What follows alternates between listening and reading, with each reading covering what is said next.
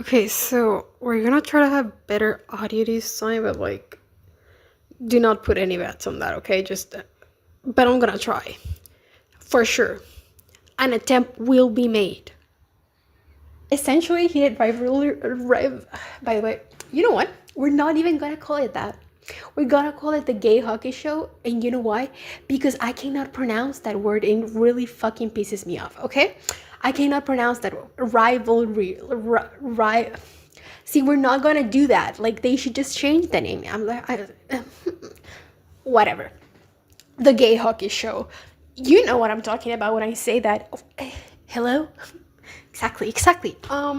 But yeah, everyone's done this, so I probably am not about to bring anything new to the table, but that's okay. You know what I am bringing to the table? Myself. Okay, so no, seriously though. One of my first things, like one of the things that I love about this show is that I can see myself in both Shane and Ilya. I love that. I love that. Um, yeah, yeah, it's literally just gonna be me commenting the show. I love it so much. I literally lost count of how many times I have rewatched this show. After like the fifth time, uh, I watched it, I believe, the first time on Christmas Day because, of course, I did. Was it Christmas Day? Huh. Well, it was literally like after the show had ended, I remember seeing a tweet saying something like, I can't believe Shane just officialized his situationship of 10 years. And someone quote tweeted that, like, for everyone reading this is not a sign for you. Girl, shut up, okay? Shut up. Mind your business.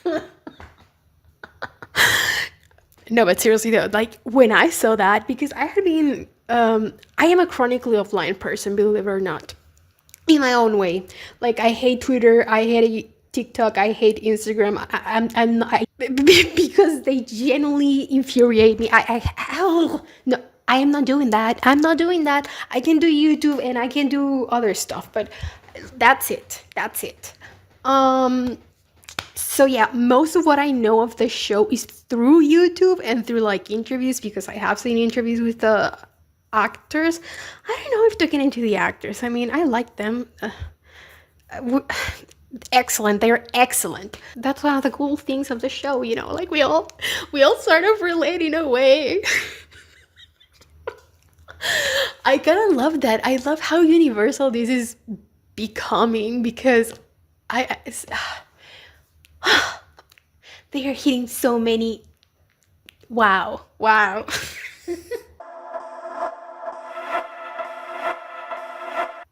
Are you on the spectrum? This is for you. Are you traumatized? This is for you. Are you gay? This is also for you. Are you two of those or even all three? This is for you. Okay, so we start off at episode 1, and I'm not even gonna try to keep track of like the hockey kind of stuff because I don't get it. There's even a joke in there. I'm gonna mention it when it comes up. I'm pretty sure it's supposed to be a top bottom kind of joke, but I don't know hockey, so I don't get it. So yeah, all the hockey shit. Girl, I don't understand. Like, I don't know.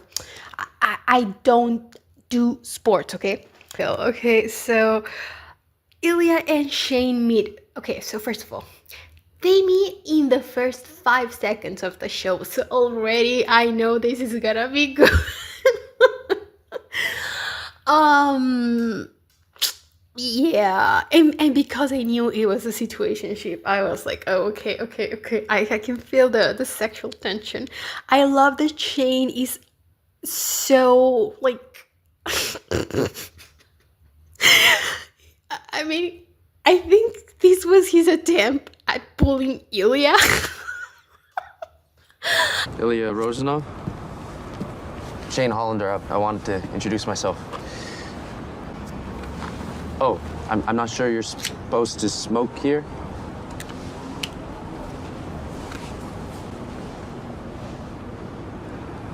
Okay. I mean, it worked, bro. Like, it took him 10 years, but it worked. So, props. Yeah, yeah. um, and Ilya is just very serious. And I was watching a Russian guy reacting to this, saying that that was very Russian, that he reads Shane instead of just answering. Well, before answering. And well, I'm not Russian. But I love that about Ilya when I first watched that show because I do that too. I do that too. Like, I am always on alert. So I do that exact same thing, but like for non-Russian reasons. But yeah, that's kind of funny. I need to read people before actually talking to them. It is necessary. Exactly. Okay, so yeah, it's 2008. Oh my god, and the first time I was fighting for my life trying to like figure out what year is this, but I've seen it so many times that I feel that I kind of get it now. So we're 2008. Oh my god, just the year, girl. Crazy. But that doesn't have anything to do with the show. Anyways,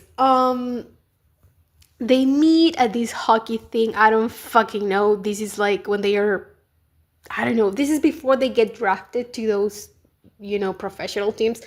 It's kind of like, I don't fucking know, a young hockey players competition. I don't know what this is. I don't know. But they are there. They meet and they both stare at each other. So it's like, yeah. They are like staring at each other when they are on the ring or whatever the fuck that's called. Like, oh. And I'm like, girl, they literally want to eat each other. But okay, I love that. Like, the sexual tension is crazy. Girl, like, man's gotta eat. Have you not been 18 before? I mean, hello. I love this. And it follows the trope of slow born, but they are fucking the whole time. Love that. Thank you very much. Best trope ever. Okay, so we get to the day of the draft, or however that's called. It's 6 months later, which is, by the way, something I also love about this show, like the time jumps. When I see a time jump in media, that's usually like a deal breaker for me. Like, it's that serious for me. Like, you just ruined it, bro. But here, I love it. I love it. Like, it adds to the tension, bro. Like, the fact that they only communicate every 6 months. Bro, at this point, they haven't even exchanged numbers.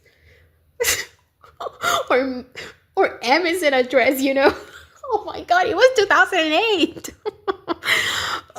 So yeah, it's the day of the draft, and this is one of the moments where I first realized just how excellent the show is about to be, because we get to see essentially Shane experience. At first, I wasn't sure if it was like a panic attack or if he was just overstimulated. I'm pretty sure he was overstimulated. That's what it was.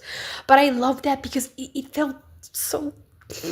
It was so well done. Like, Everybody's excited. There's one. Where's number two? There we go. Can I get a smile, please? Yeah, that's better.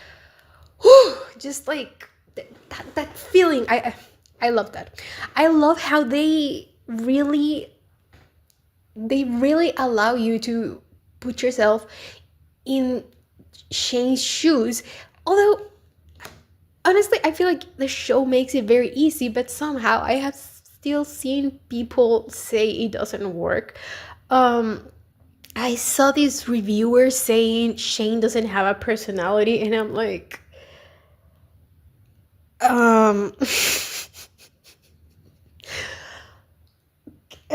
is anyone gonna tell this guy about autism?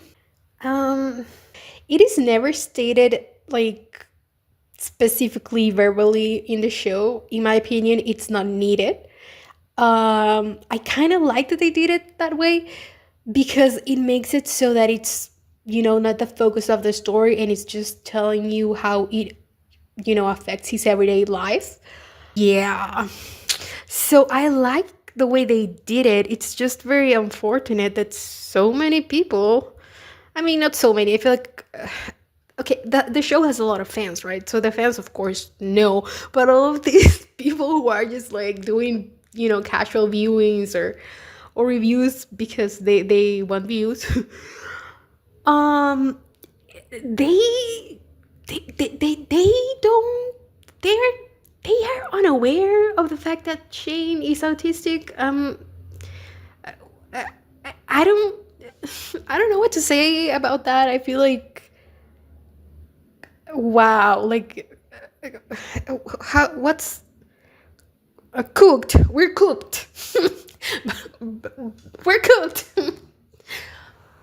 Like, bro, we're so cooked as a society. Like, wow. Okay.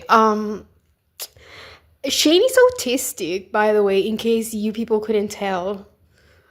Again, I know that this is common knowledge amongst fans, but I'm just saying, it seems like casual viewers are missing that. I am so confused. I know that the world is very ignorant in that subject, many subjects, but wow, wow, because that was like very obvious. But okay, whatever. Okay, so next thing, we get to see them at, it's still the draft thing, but it's kind of like a cocktail. I don't know, girl, like networking. You. No wonder they both look so uncomfortable, because that sounds horrible. So we get to see, the first look, kind of as to like what their background is. So Shane obviously comes from a loving family, but he's just not very comfortable, with people, and also he's under a lot of pressure, and it's obviously very stressful for him. On the other hand, we see Ilya, who is, you know, you should have seen this coming, right? Like, you should have seen this coming. Of course. I love you, Ilya. I do. I knew from the moment I saw you. The moment I saw this man smoking, refusing to speak. I'm like, this one. This one. I like this one. um yeah, so his dad is an asshole. Yeah, so the I don't know who is it, like the coach or whatever of the team is like, I don't know how hockey works, okay? Uh so Ilya has finished number one in I don't know what, and he's going to this really prestigious, hockey team, and he's being congratulated, and his father is such an asshole. He's just like, yeah, but he's lazy, and Ilya just nods, and yeah, you just get to, I mean, that's all you really need to know. His father verbally abuses him, and Ilya just nods.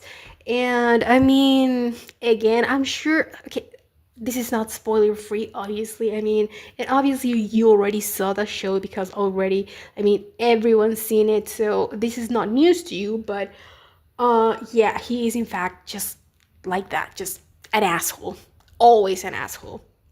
And poor Ilya has to put up with that. Oh my god.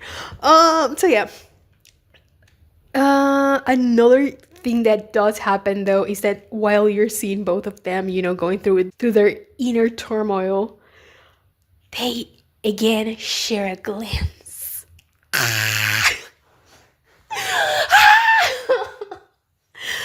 Oh my god, and this is one of my favorite things about the show. I feel like I'm saying this every 5 fucking seconds. Uh, t- art. That's what happens when you make good fucking television. Anyways, one of my favorite things about this show is how they are both so fucking terrible at communicating verbally that they kind of have to learn to read each other. I love that. That is so relatable, and I love that. And I just, don't you? I feel like we all dream, mostly because of Hollywood. Like the great Marina once said, Hollywood infected your brain.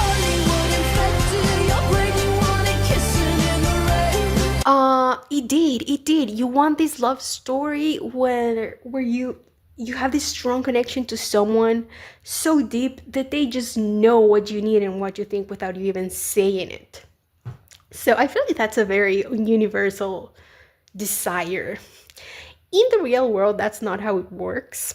But it works like that for Ilya and Shane, so fuck you, bitch.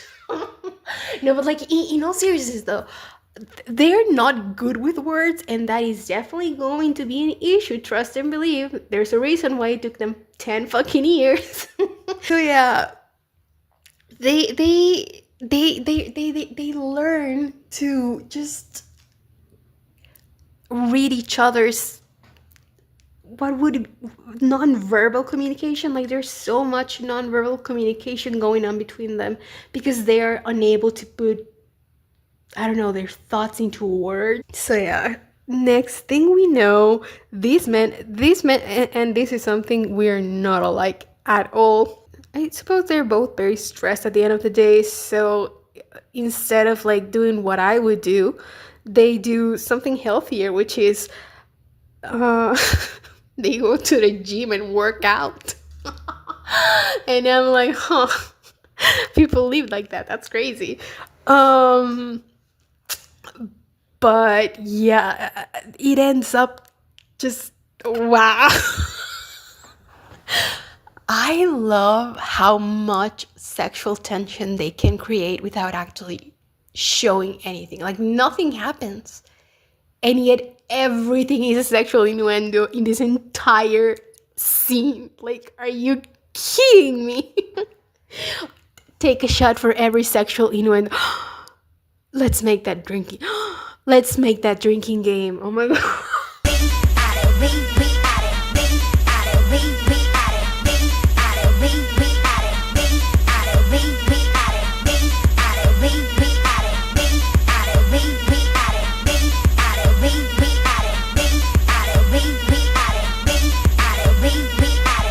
I have decided I'm actually gonna be doing that take a shot for every sexual innuendo thing, by the way. Like, I was joking at first, but now I'm serious.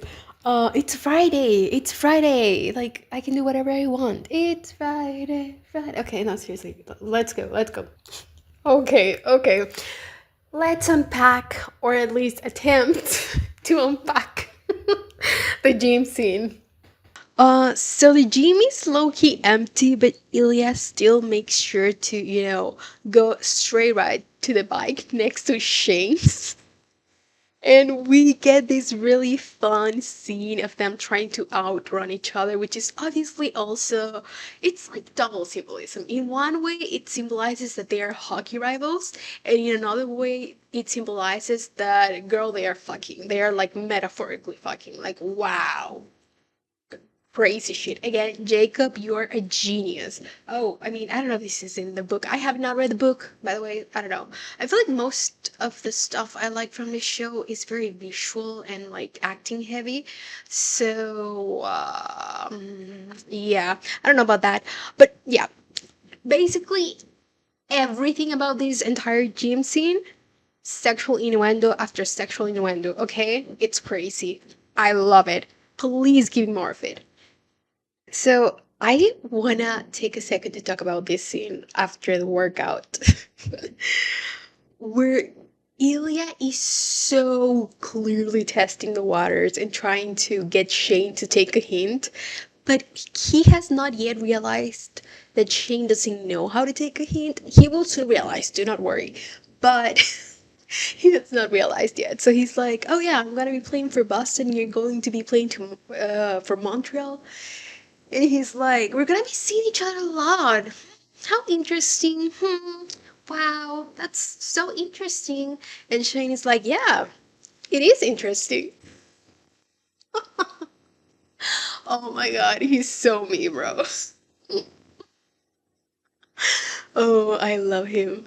Because Shane doesn't take a hint, Ilya progressively gets more and more aggressive with his signals, and he starts manspreading, and he starts making this motion with his.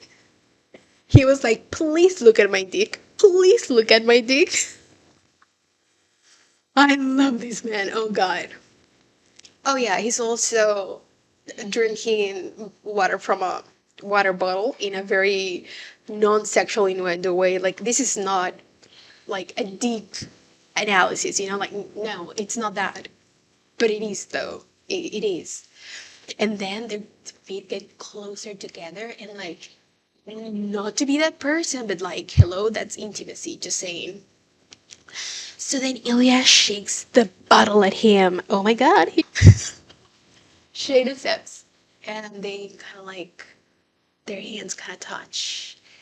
Uh, then we get a shot of Elias cross. I don't know if it's called cross because it's not the Catholic one. It's like the Orthodox one. I'm not so sure. Which I love because if there's one thing about me, girl, I will love me some religious imagery. Even if it's a religion that I have not personally been traumatized by. So yeah, I just love that. But to be honest, it's not a very prevalent theme in the story. I would have loved for it to be because obviously, I mean, like I just said, I love me some religious trauma, religious symbolism. I love that. But I feel like it doesn't really play much of a role. But I mean, we do see it again later on in the show. But it's like it's not one of the main themes whatsoever, to be honest. Like I said, would I have liked it to be? Yes. But like, I mean, is the show still perfect as is? Also, yes. So yeah, just saying. But also, I kind of love the implication of wearing the cross in the middle of your little sexcapades. Raise your hand if you've been there. Yeah. Again, I recognize that's not what the show is trying to do. I'm just saying that it gives me the ache, basically. Okay, I didn't comment about this earlier, but I do want to point out, and obviously, like, it makes sense because Ilya is the more extroverted one, which is so funny when you consider how serious he is. But he is the more extroverted one of the two.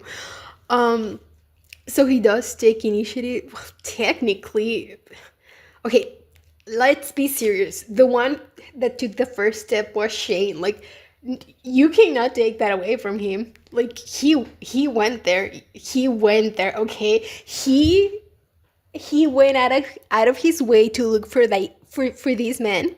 He was smoking in God knows where, but Shane found him just to tell him that he was an awesome player to watch. Yeah. So Shane was like, I'm in love with you. That was she. I know they weren't in love at that point. I know that it was just like attraction, but still, bro, like the fact that Shane went there. Not everyone would do that. Shane is a special kind of person. Like he went, whatever, bro. Like he was in love. Whatever. Just casually looking for this player who's just so awesome to watch. Okay, bro, whatever. Oh, and the handshake. Oh my god. But yeah, no, like Ilya is more straightforward than that, right?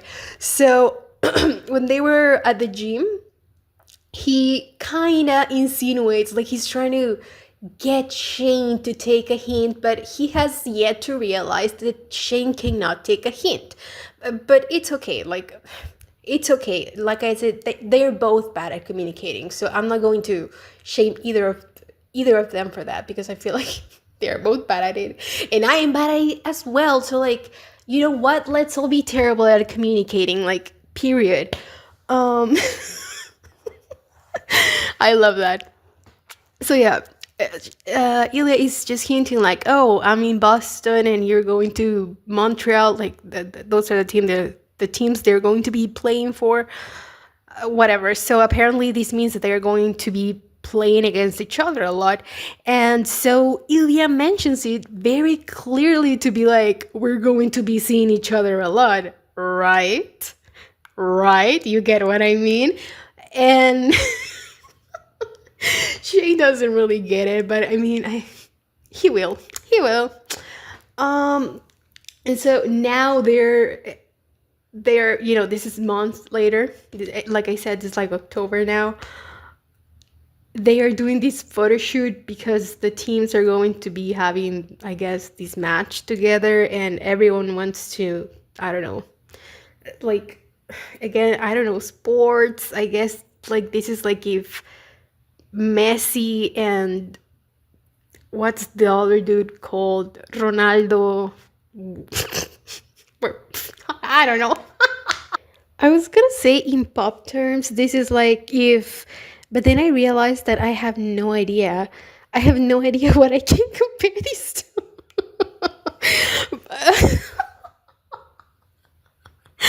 um, yeah, but basically, like they're both very popular players and they're the captains of their teams.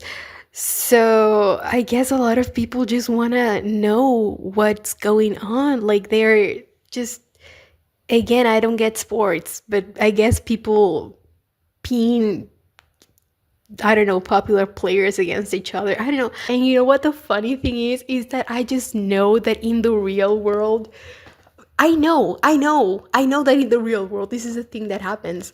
Athletes get shipped with each other. So I just know that regardless of whether or not Ilya and Shane are based on real hockey players, I don't know, but I wouldn't be surprised.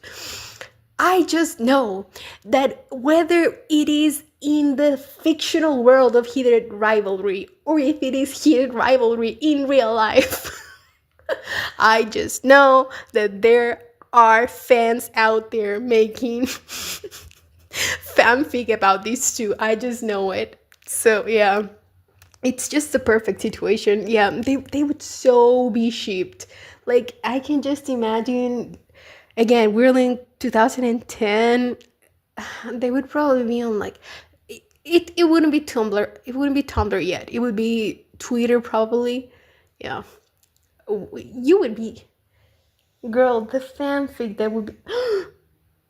I just realized I haven't even thought of the fact that there's fanfic of this.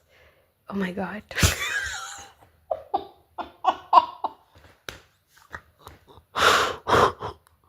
I know you're probably thinking there's literally a book this is based on, and I'm like, yeah, I know. I'm not reading the book though. Next, we know it's the New Year's, and my poor little Ilya. He has no one to spend the New Year with, and his brother calls him not to ask him how he's doing or to wish him a happy New Year, but to just scream at him and ask him for money. I don't know how much money he's making at this point, but apparently his brother has already snorted all of his money, so yep. Thanks for that, bitch. Oh, and he also slurs him, by the way. So yeah, awesome guy. We love him. You know, we will when he's 8 feet underground. And then his dad has to have a passionate as well, and he screams at him because he, I don't know, lost some game again. No New Year's, no nothing, just screaming. Yeah. My emotion, you know how they say, like, my emotional support character cannot even emotionally support himself. My emotional support character is the traumatized one. Yeah. He cannot even emotional support himself, but he's gonna emotionally support me, bro. No, but seriously though, this one is so cool. We get to another one of their games. Girl, I don't know what the fuck this is, but they start around. Shane beats Ilya, and so we get a shot of Ilya being defeated now. Girl, that's just cinema. What the fuck? Also, not to jinx it, but also low key, you already jinxed it. I genuinely think him losing right after being, low-key verbally abused by his family, yeah. He probably would have played better if people weren't, harassing him, but whatever. Oh, and don't you worry, I will get to the red and blue symbolism on here. Like, Don't you even fucking worry. Don't you even fucking worry, bro. You look pretty. You're wearing makeup too. Yeah, but I don't look pretty. Now, in my opinion, Ilya was just kind of begging for it, but okay. When they tell you you do commercial with me and not just alone. I don't know, like 2 days ago? Why? When did they tell you? No, they tell me nothing. It was my idea. Okay, so here we find out that it was Ilya's idea to do the commercial together with Shane. I love the acting in this scene again. Like, you can just see how I feel like he's between nervous and between bitch, take a fucking hint. I just love it. Okay, so we also see again that Shane is under a lot of pressure, and I mean, kids are gonna be looking. Shane's mom, she's a good mother. She is, but she just. I mean, it's like it's hard because I get where she's coming from, but she's just putting a lot of pressure on him, and that clearly overwhelms him. So yeah, it's a bit sad. But I guess it goes to show that sometimes parents don't actually need to hurt their children. Oh, they're in the shower and they're staring at each other like bros, I suppose. And again, this is just Ilya, just kind of like signaling, like, hey, you know.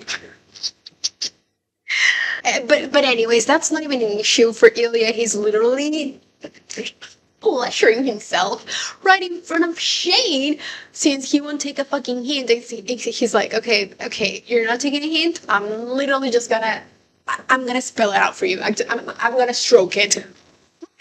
And it works. It works because Shane is like staring, bro, but he's like, not here. Not here. So like he's into it. He just doesn't want to do it in the showers, which like fair. So then they're in the locker room. And Shane, I guess, he gets cold feet. He's like, no. We can forget about that. Don't forget I said anything. And Ilya is like, oh yeah, right, please. And he's like, oh, you're such a bad liar. I love Ilya. He's clocking him. He's like, oh, you want me so bad. It's embarrassing. And he's right. He's right. Oh my God. And then we get this awesome shot, which like, yeah, girl. All that foreshadowing, are you kidding me? Okay, so Ilya asks him what his room number is. And Shane tells him. Oh, he wants it so bad, bro. Oh, and also Ilya makes sure to, kind of like point at his stick one more time in case he hadn't done that enough, just in case. In case you didn't know, he has a dig, you guys. 9 inches. Look, I laugh, but he's so relatable. He is so nervous for his booty call. He first puts on a suit. And then he's like, what are you doing, man? And I'm like, exactly, what are you doing? And then he puts on, and try a different outfit and, tries to act all cool and chill. And it's like, we all know that's not true, but like, yeah, girl, fake it till you make it. Good luck. Oh my God, and I fucking love this. So Ilya's going up the elevator, and just as chance will have it, Shane's mom is going down. So it's just this kind of awkward meeting, but I don't even know if. Oh wait, no, he would know that that's his mother. Well, but he's only seen her once. I don't know if he would recognize her, So I don't know if he knew that that was Shane's mom. He just run into, but like, bruh, imagine that. I would have been like, okay, bye, abort mission. Are you fucking kidding? But Ilya doesn't give a fuck. He goes there. He's like, oh yeah, on my way to fuck your son. So Shane does this thing where he verbally says something, but his body says another thing. So he's like, oh, this is such a bad idea. And then he immediately melts. So, again, he's so mean. I just want to point out, by the way, that Shane is the world's boldest virgin. Like, what the fuck? This is your first time? Huh? Like, wow. Okay, so here we learn that Shane has in fact never been with a man, but Ilya has with his coach's son back in Russia. I like trouble. Oh, he likes trouble, alright. He does. He's a menace. Now, I do want to talk about how, because I feel like everyone talks about this specific point, and I agree, but also I don't really have an answer to it. Everyone always points out how it's kind of odd that Ilya coming from Russia is so much more open to, exploring his sexuality. Even the guy he was with, he was also Russian, so it wasn't a case of like once Ilya was out of Russia, he felt free to experiment. It wasn't even that. He was already doing it in Russia, even if it was just, with one guy. I do think that's interesting. His reasoning is that since they shared the same secret, he didn't really fear that it would get out, because they both knew that it couldn't get out. So, it's kind of like they had dirt on each other. So, in a way, it kind of feels safe. Oh, by the way, important point, because one thing about Ilya, he loves power play. Just saying, just putting that out there. So yeah, in that sense, I feel like he's felt safe. Yeah, because of what he said, they had the same secret. But also, I do wonder if that's just him being very reckless, because he comes from a dysfunctional family, right? Maybe he was just reckless. Maybe he was just reckless. I think that's a possibility as well. Yep. Maybe he wasn't scared because he felt like he had nothing to lose, which I feel like is shown more in the series. By the way, please do not misunderstand me. This is not me saying, because I know he is scared, of Russia. I know that. But I do wonder if a part of him was like, kind of, I don't know. Like maybe part of him was still fighting, but part of him was like, okay, this is it. What else can I possibly do, I don't know if it's making sense. I feel like I feel like sometimes some people, not me though, like could never me, of course. Sometimes you can do things that are reckless, even if you know it's dangerous. He even mentions, I like danger. He knew what he was doing was dangerous. He knew it, and he did it anyways. So yeah, I think, I don't know. Like I said, I don't have an answer. I think there's layers to that, don't you think? Like, I don't know. Oh my god, my thoughts are all over the place. So now Ilya, like the poet that he is, starts talking about sucking dick and cock. Okay, so Ilya starts undressing, and Shane says the most ridiculous. Shane's just standing there, and so Ilya's like, "Hey, not fair. I want to see." Shane says, "You saw me in the shower." Well, I want to see you. Saw me in the showers. Yeah, I want more. Oh, and did I mention this bitch? He even folds his clothes.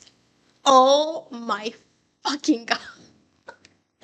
You know what I love about this though is that Ilya is kind of amused by it, but Loki, let's face it, it also turns him on. Like he's so turned on by that. Don't even like please. This show talks about. I'm sorry. This show uses sex as a narrative device, and so many men in the history of cinema and television have attempted to do this, quote unquote, and they have all miserably failed. So, yeah, once again, the rest of you go home. We just want to see Jacob. Thank you very much. Yeah, so, anyways, oh my god. And then Ilya pulls the funniest stunt in the entire fucking show. he pretends like he's gonna leave Shane just like that. Blue balls, bro.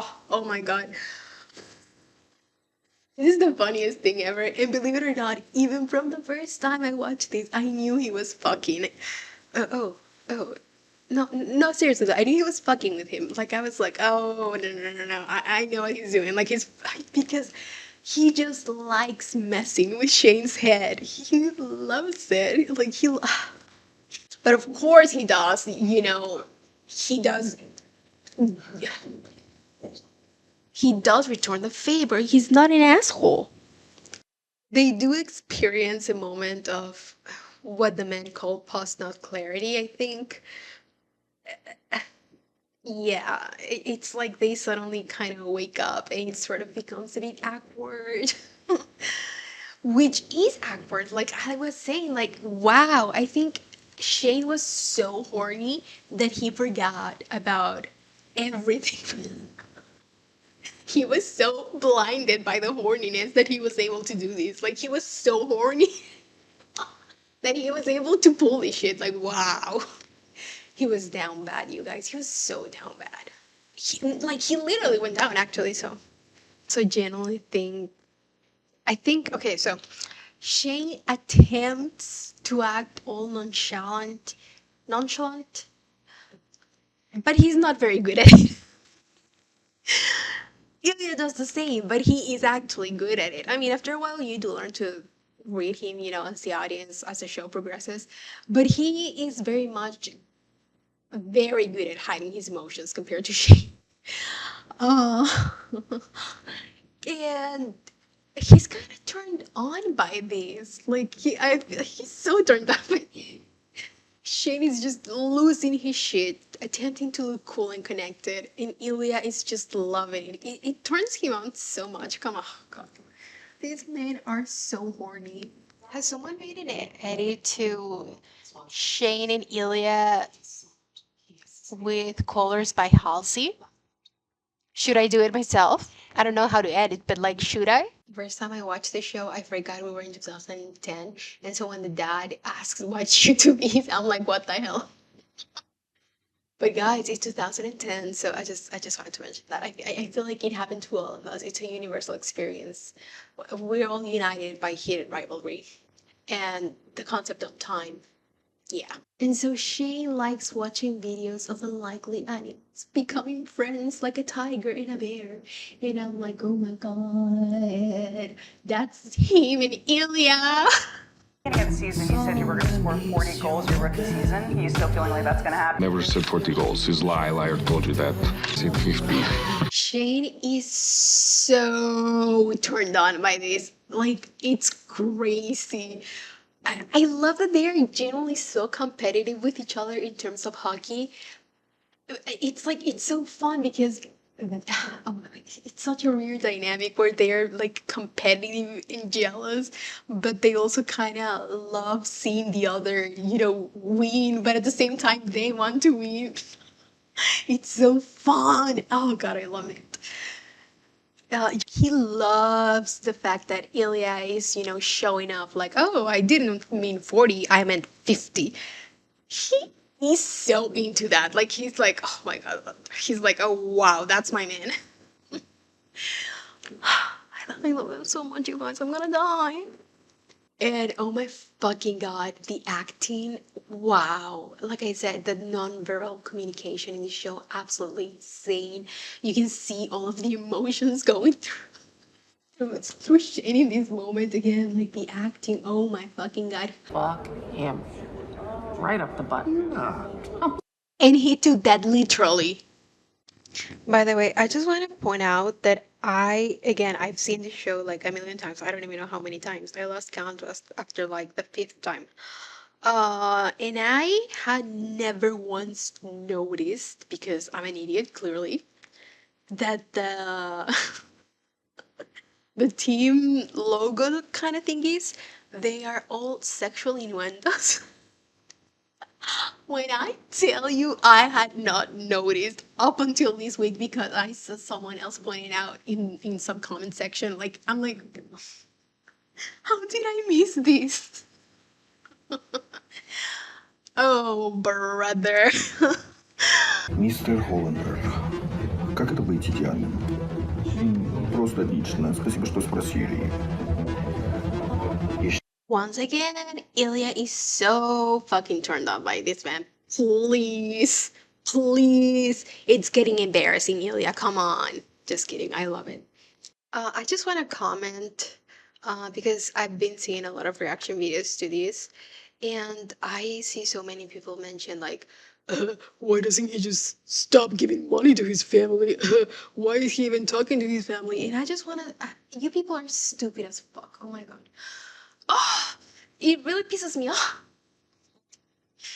Oh, I'm sorry. I'm sorry for coming up super angry. I'm gonna try to be more calm. Guys, okay, I know this might be very difficult for you to understand in your world of loving and supporting families. Uh, but that is not how it works, baby girl. Like, oh my god, are you kidding me? Like, are you getting it? You know what? I'm not even gonna comment. I'm not even gonna entertain these anymore. Fuck you. And this moment is so sad too because Ilya is crying, guys. So many people saying that we only first see him cry later on in the season, like in episode 5, I believe. No, guys, I think he was very much crying in this scene. I'm pretty sure. The way he, rubs his eyes, he's clearly fighting back tears. And I don't think he was very successful. Otherwise, he would have not done that so aggressively. So, yeah. Yeah. Oh my god. Look at the sadness in his face. Oh my god, I want to die.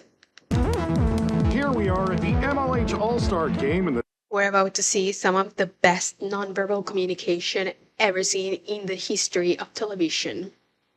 And also, new levels of intimacy have been discovered.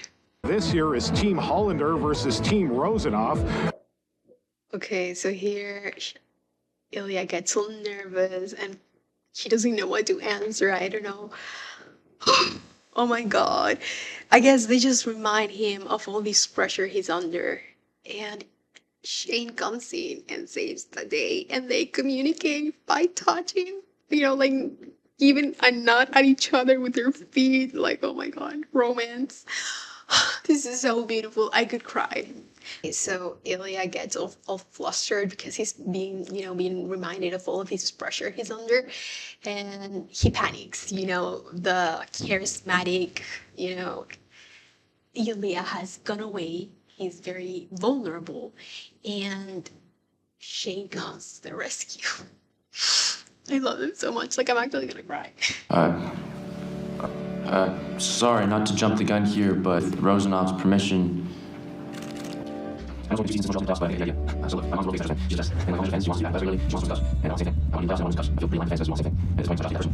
said. He's a comedian, you guys. Please. Okay, so they are at this accuracy competition, whatever the fuck, bro.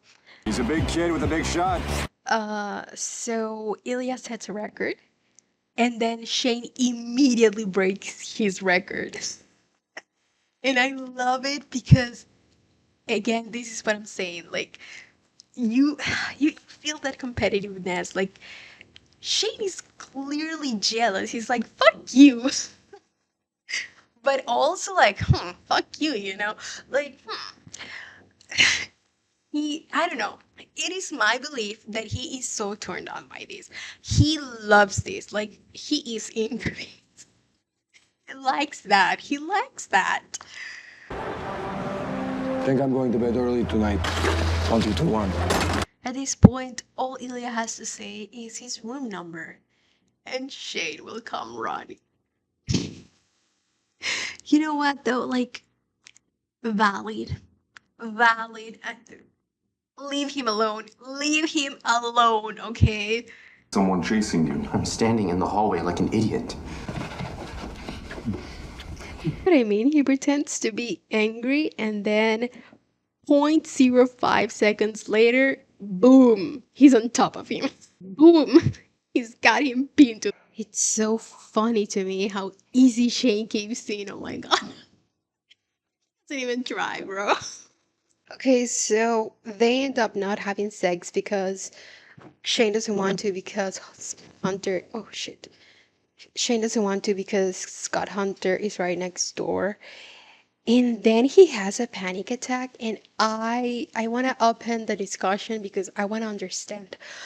Like, is he having a panic attack at the thought of like having sex because he would be losing his virginity? Because they've been hooking up, but they haven't actually had sex. So maybe this is, getting to be too much for him. Or was it related to Scott Hunter being next door? Or was it like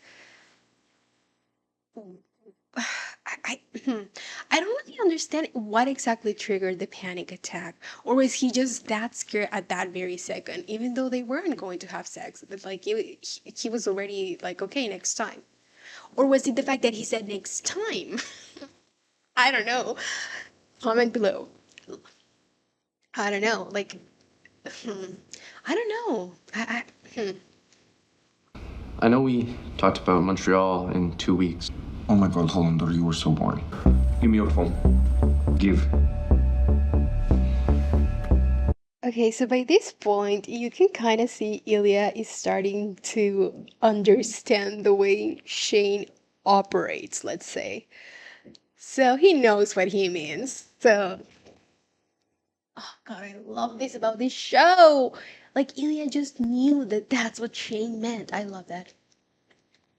He calls him boring as a term of endearment, by the way. Like, get out of here.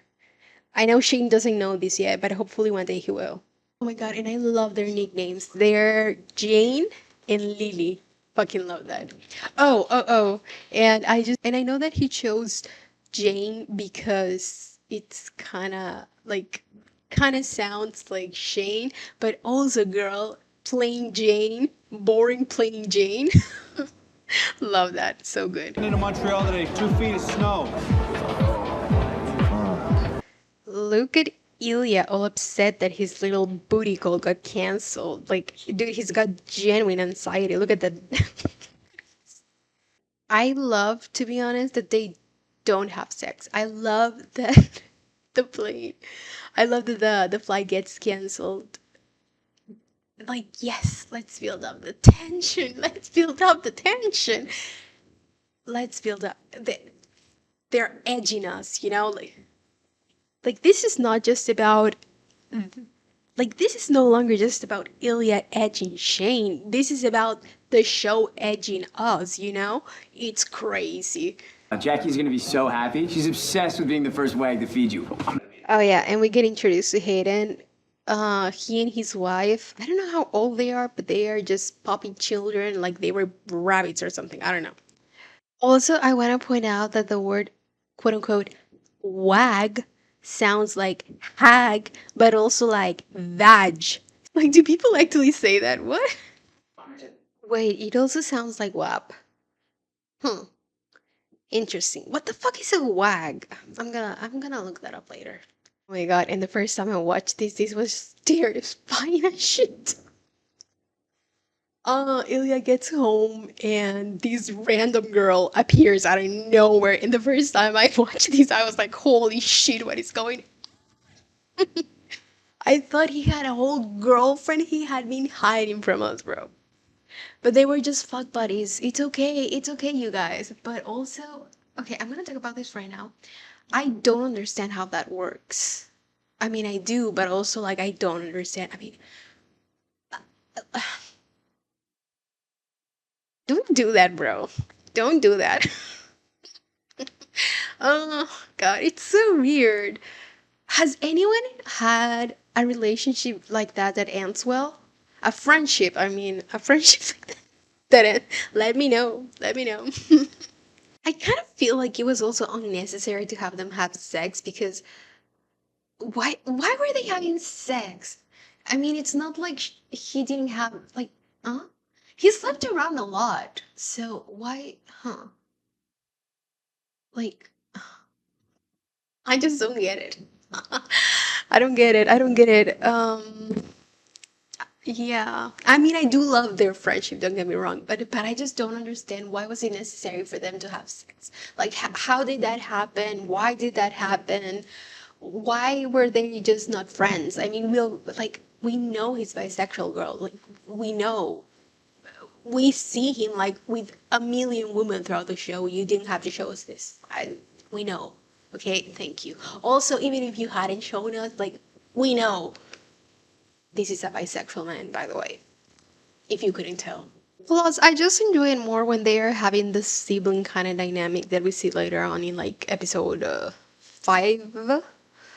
Yeah, I like that better. But I don't know. I mean, why do I know? Like, why do you know what? I'm gonna shut up. What do I know? What do I know? So they didn't have sex, and then 4 months later, they see each other at this award show. I don't fucking know. I didn't even know that sports had award shows, but like, okay.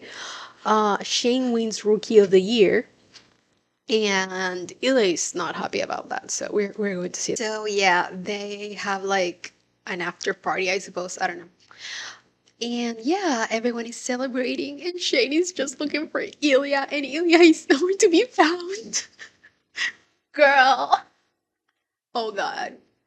And then Scott Hunter invites him for some, I don't know what, whatever. Okay, then where's your boy Rosanoff? My what? Remember how I said that Shane does not know how to lie? My what? My boy. And he's looking for Ilya everywhere. Oh my god, no. Okay, so Shane is literally looking for Ilya everywhere. And he even goes up to the roof looking for him. I mean, come on, bro. And exactly there he is. And I want to know how the fuck does he always know how to find him? Is he like, is he looking for like the smoking section? I don't know. But yeah, he finds him and he's smoking, and yeah. So Shane is drunk, but I don't think it's happy kind of drunk. I think it's more drunk as in, oh my god, Ilya doesn't care about me kind of drunk. So yeah, he gets a bit upset at Ilya because in Shane's head, Ilya is just upset that he lost. And he can't just be happy for him. And I know that a lot of people also interpret it that way, but I more so think that it's the fact that Ilya knows that he's gonna go home as a loser back to his family. And he knows that as a failure. He knows he's about to be verbally abused for I don't know how long he's going to be staying in Russia, but yeah, it's not gonna be good. It's not necessarily that he's not happy for Shane, but it's just that he knows what awaits him in Russia. I'm just saying. And also, I mean, look, Shane's family, they're there to support him. But Ilya is there alone because he doesn't have a family. It's so sad. I go home in 3 days. Must be nice. See, he just gives him the girl, are you dumb look, you know? I know Shane doesn't get it. I know he doesn't get it. I know he will, but he doesn't get it yet. So, yeah. And once again tries to shake. You know, he holds his hand as in like to shake Ilya's hand. But this time, instead of just declining, Ilya kisses him. Who else cried? Like who else cried? Come on. And Shane will be like, oh my god, we're like in public. But like, this was him 2 seconds ago though. And therefore, one of the greatest first episodes in the history of television was born. Thank you very much.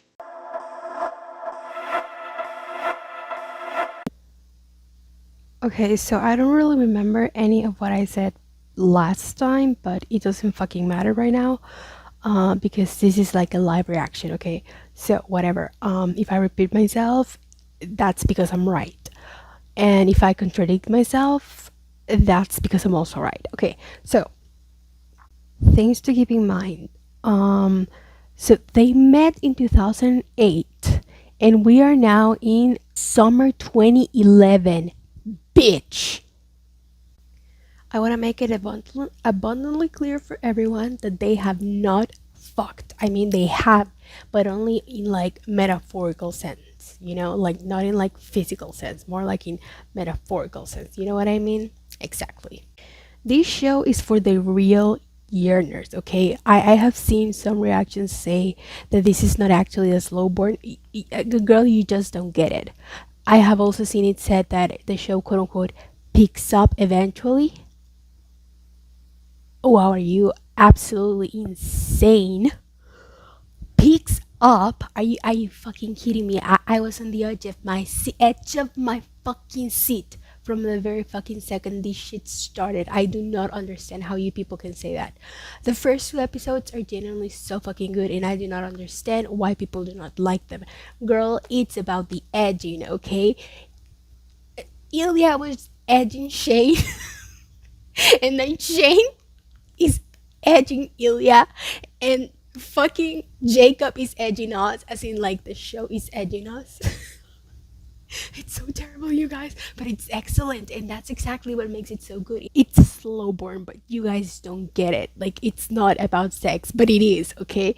It's about everything is about sex except sex, which is about power. Walk with me. No, but actually, I don't think I'm saying anything revolutionary here. But like, seriously though. So, I love that this show genuinely uses sex as a narrative device. And I find it very fucking funny that straight men have been doing, you know, using sex as a quote unquote narrative device for decades on end, which is literally just sexualizing women, sexualizing and exploiting women, and that's seen as art. But when it's two gay men, suddenly it's nothing but smut. Huh. Interesting. I just want to say that you guys are just jealous that you have failed for centuries. Well, not centuries, because like cinema hasn't been around for centuries, for decades. you for decades you have tried to use sex as a narrative device on television, and you have failed until this very moment. And like, maybe some other people also succeeded, but they did not succeed like this. You people, go to hell. Go to hell. All the nudity in the show serves a narrative purpose, but okay, bro, whatever. Whatever, let's watch the fucking show. Okay, so at the beginning of this episode, we just get them, you know, kind of like sexting. Well, but not really, because it's mostly just Ilya, because Shane doesn't know how to do it, which is so funny and relatable. Also, like, we love you, Shane. It's okay. Um, and yeah, basically they keep on seeing each other every couple months, but they never actually do the deed. Because at this point, I have realized that Mr. Shane Hollander is maybe a bit nervous. It's kind of cute. It's so funny because I do remember calling him like the world's boldest virgin, which I still stand by. But I will say, I feel like, I don't know, maybe just the idea of taking that next step. I don't know, maybe it just feels too real for him. I don't know. uh, we get multiple shots of oral fixation, because of course we do. We also get a dick shot.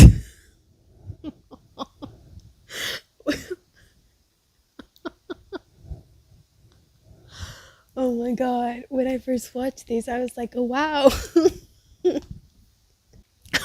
Also, oh my god, this is the horniest fucking shit ever. This man is working out, and you want to know what he's doing? Because we already know he's kind of a psycho, because in the first episode he was, you know, working out without any music, like just raw dogging like that, like a crazy person, crazy. And now, you know what he's doing while working out? He is watching one of Shane's ads. Is that not crazy person behavior to you? Like, are you kidding? And I think this is honestly why there's so many comparisons to Challengers. By the way, I now want to rewatch Challengers again. Like, oh my god, yes, let's do this. Oh my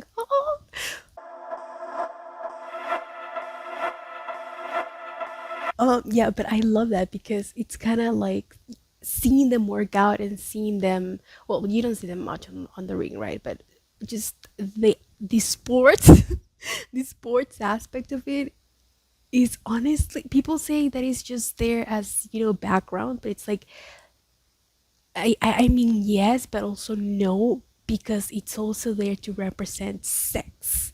You know what I mean? If Rosanna fucks you tonight, I'm gonna fucking back. Now Ilya, being the menace to society that he is, starts texting Shane. I'm sorry, sexting Shane before the game just to mess with him in more than just one way. He's messing with him as in messing with the game, and messing with him as in messing with, the, how should I say, the horny. Yeah, exactly. How many times can you come in an hour? I don't know, maybe twice. That's cinema. That's real poetry. Okay, so I just want to point out that in okay, I know the bar is on the floor, but like I just love interpreting Ilya sending a crying emoji as him begging for it. So I just love that. See, I told you, he's a real yearner. Okay, he is. I just had a full on crash out and realized I wasn't even recording. Anyways, I just I just wanted to remind everyone that Ilya specifically said, if Boston wins this round, I get to fuck you. Deal? Remember? I get to fuck you. Deal? And Shane asked, and what if I win? And Ilya replies, same thing. But I just want you to pay close attention to how this is worded. He literally says, if Boston, if okay, let me translate it for you.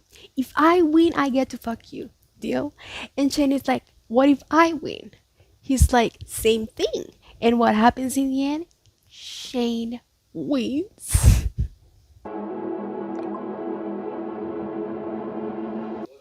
And the fact that Shane still won, even after that, bitch, he's into it. Like, hello? Everything is about sex except sex, which is about hockey.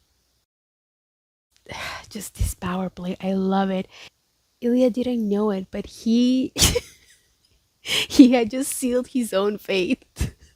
And also, it is just so funny that when he gets to his apartment, yes, Shane is very much a mess, but so is Ilya. That's the funny thing. You will murder me. Maybe.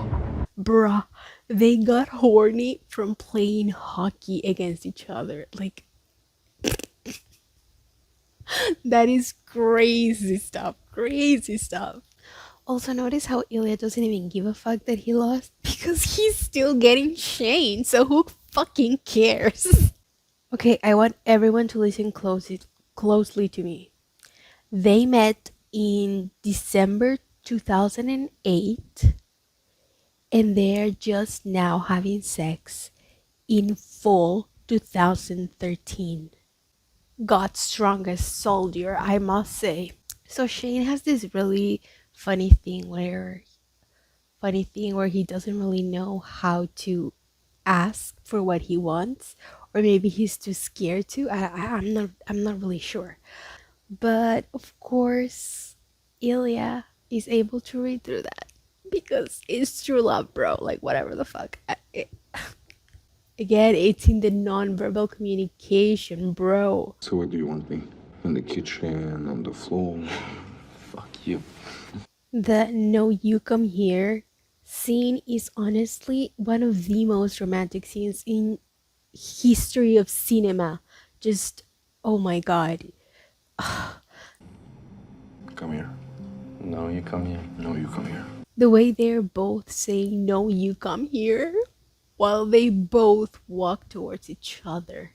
They're both giving in to each other. Like, this is so beautiful. I am going to cry. Again, the cross is killing me. Like, he doesn't. I know this is not really an important plot point in the story. I would love for it to be, but it's like I just love that he's literally wearing the cross in the middle of the act. Like, wow. If I were Shane, I would so be calling him out. But okay. Wait. And Shane is like the funniest man ever. He takes out an entire pack of condoms. But it's so funny because there's like 10 of them. Like, this man is horny, okay? Now the bed's all dirty. What? He's literally the funniest man ever. And see, when he says worth the wait, he fucking means it, bro. Because again, it's been 5 fucking years. 5 years. 5. Oh my fucking god. Because you know he wanted him from the start. He went out looking for him in the smokers non-smoking section or whatever that was. He was looking at his crotch in the very first episode. Oh my god. Everybody pray for Shane. Okay, so then after they have sex, something very interesting happens, and that is that Shane gets a little too intimate for Ilya.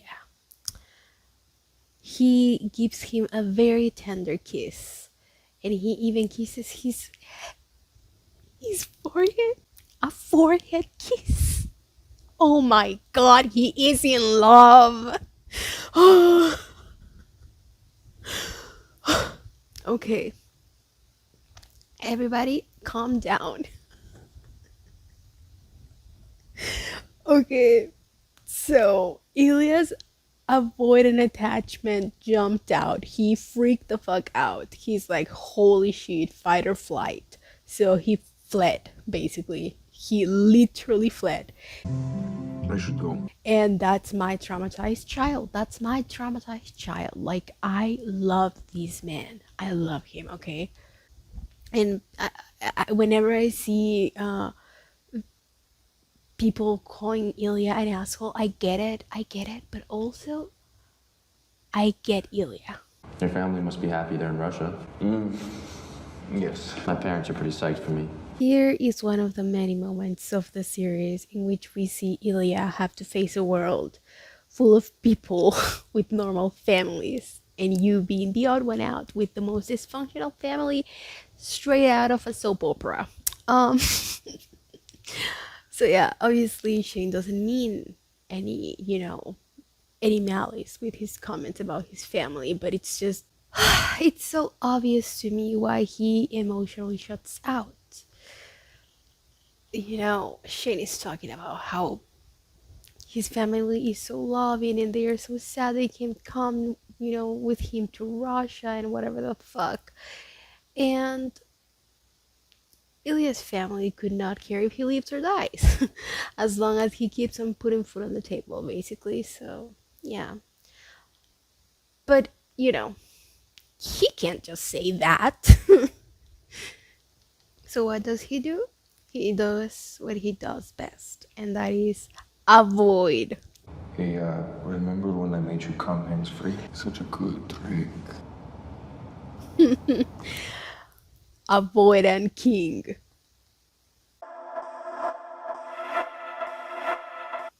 So yeah, in case you haven't caught on by now, sex is kind of a power play for both of them. And Ilya is the one in power, basically. So yeah. Promising year for the Russian men's hockey team. A hard pill to swallow on home ice. So in this scene, obviously Ilya is very overwhelmed. We know he doesn't want to be in Russia. We know he doesn't want to be with his family. We know they don't want him. We know that he's under a lot of pressure, and we know that this whole being the captain of Russia and he's representing Russia and the Olympics are in Russia, Russia. So much stress on my poor man. Like, please leave him alone. Please leave Ilya alone. So yeah, I just really like the way the show captures that overwhelmingness that he clearly feels in that moment, because it's so much going on, multiple voices going on at once, and you just kind of see him looking all lost. I just love it. I'm assuming your buddy might be gay. Russia is not safe for folks like that. Now, I remember when I first watched this, I interpreted it, whatever. Um, as Shane being scared for himself. And he might have been, to be honest, but I also think this is the first moment he kind of starts seeing things from Ilya's perspective. I think he was actually worried for Ilya here. And I think, well, actually, I don't think I know. I know we see more of these later, so yeah. But again, I'm talking like when I first saw it, this is what I thought.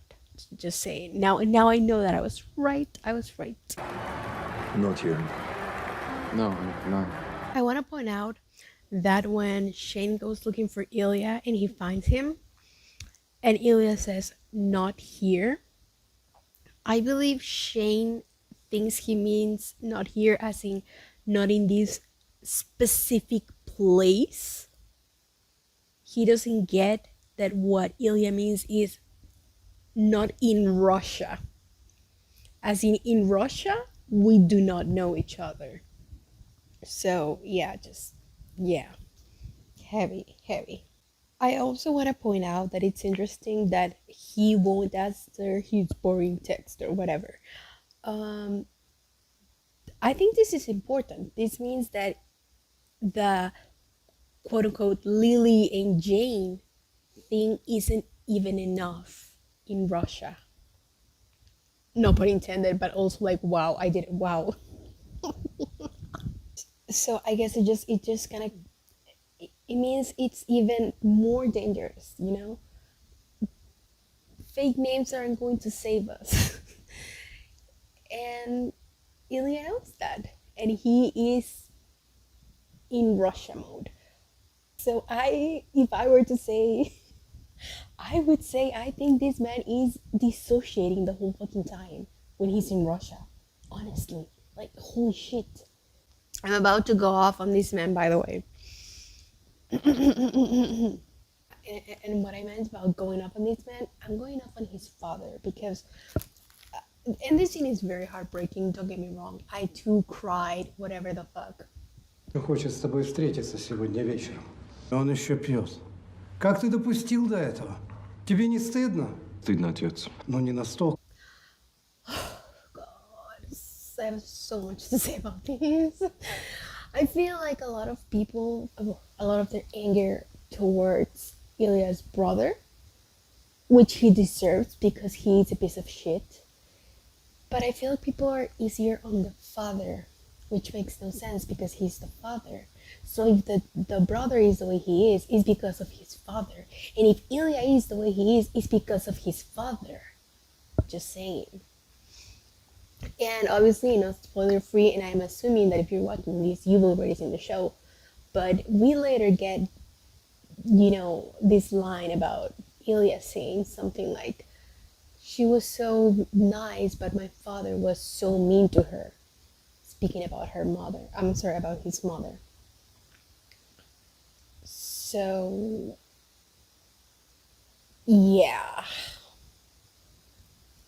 Wow. I feel like people just kind of overlook that. And you want to know why they overlook that? Because he has dementia. Yeah. I feel like people are okay, hot take.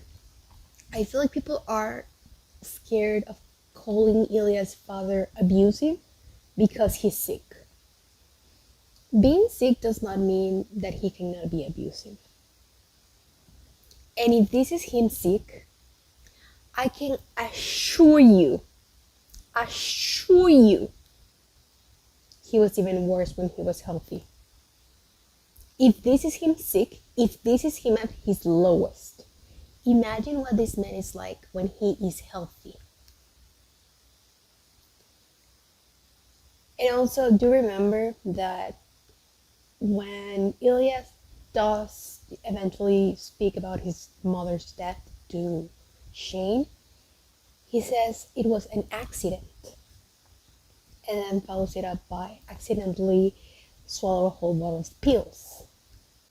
So when he says he was mean, I'm gonna guess there is a second part to that mean. So he wasn't, just mean. And I'm sorry, but I just have very strong feelings of hate for these men that I feel that other people who watch this show do not share. I feel like everyone hates the brother and everyone agrees that the father wasn't the best, but I think that that is not enough. I think that is not enough. I think they both need to go to hell. I don't care if you have dementia. I could not give a fuck. I could not give a fuck. I said it. You were like this before the dementia. Wait, I'm sorry. You were worse before the dementia. I'm sure of that. Okay, so then Svetlana talks a bunch of like hockey stuff, and I did not understand a single word she said, but like, period. I mean, come on.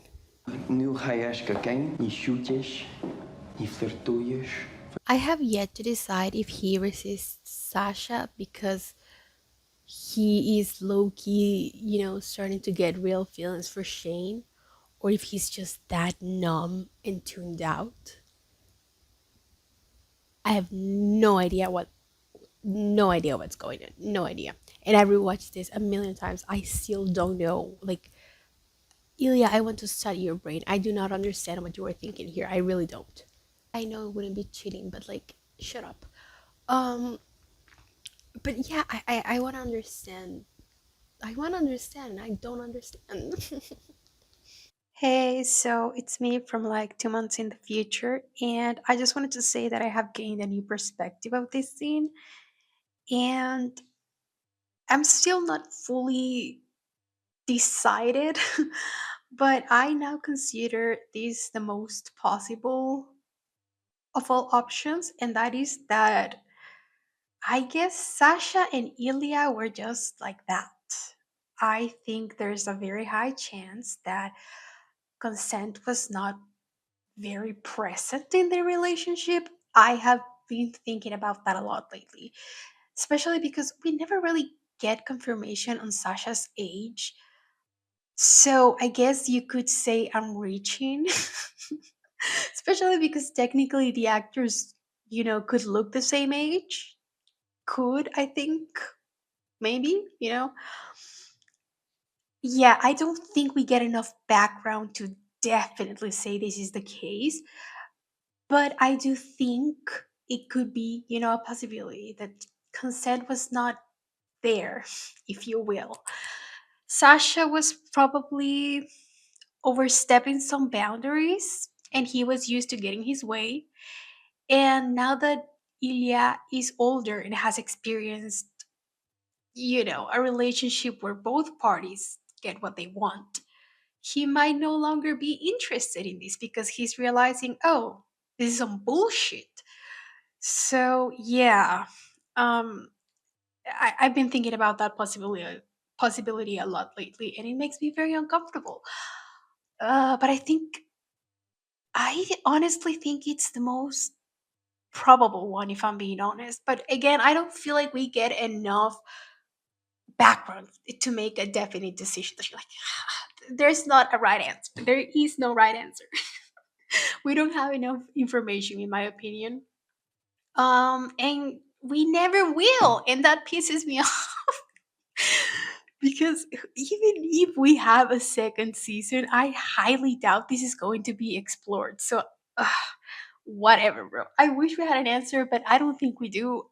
Yeah, I don't fucking like Sasha. Okay, so maybe that also like. Nah, but be for real though, he was kind of overstepping, in my opinion. Ilya showed no interest, and he kept going. Like, don't piss me off. Ugh.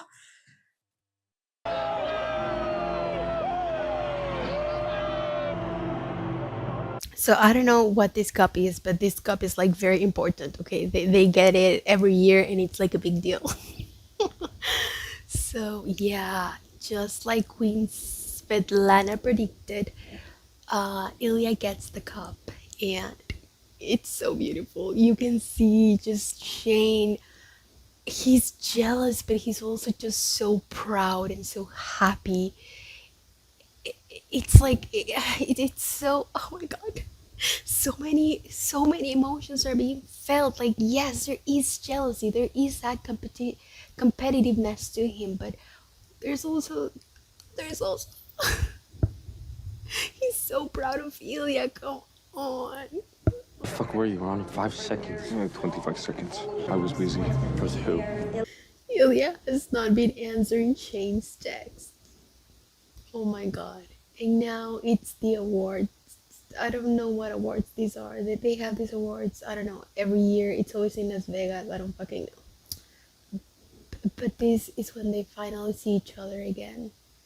And they play this little ski on screen, on stage. My man Shane is fucking losing it. He goes to the bathroom to, kind of,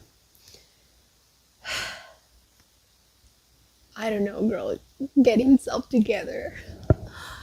And Ilya follows him there. And it's like, I cannot even be excited about the fact that he followed him there because, I mean, Shane is right to be angry, so I don't know what to tell you. So yeah, what the fuck do you actually want from me? I want you to suck my dick. And there he goes again, avoidant. Avoidant. He cannot handle emotional intimacy, so he makes up with it with sex. He can handle sex, he just can handle, actual intimacy. That's an avoidance.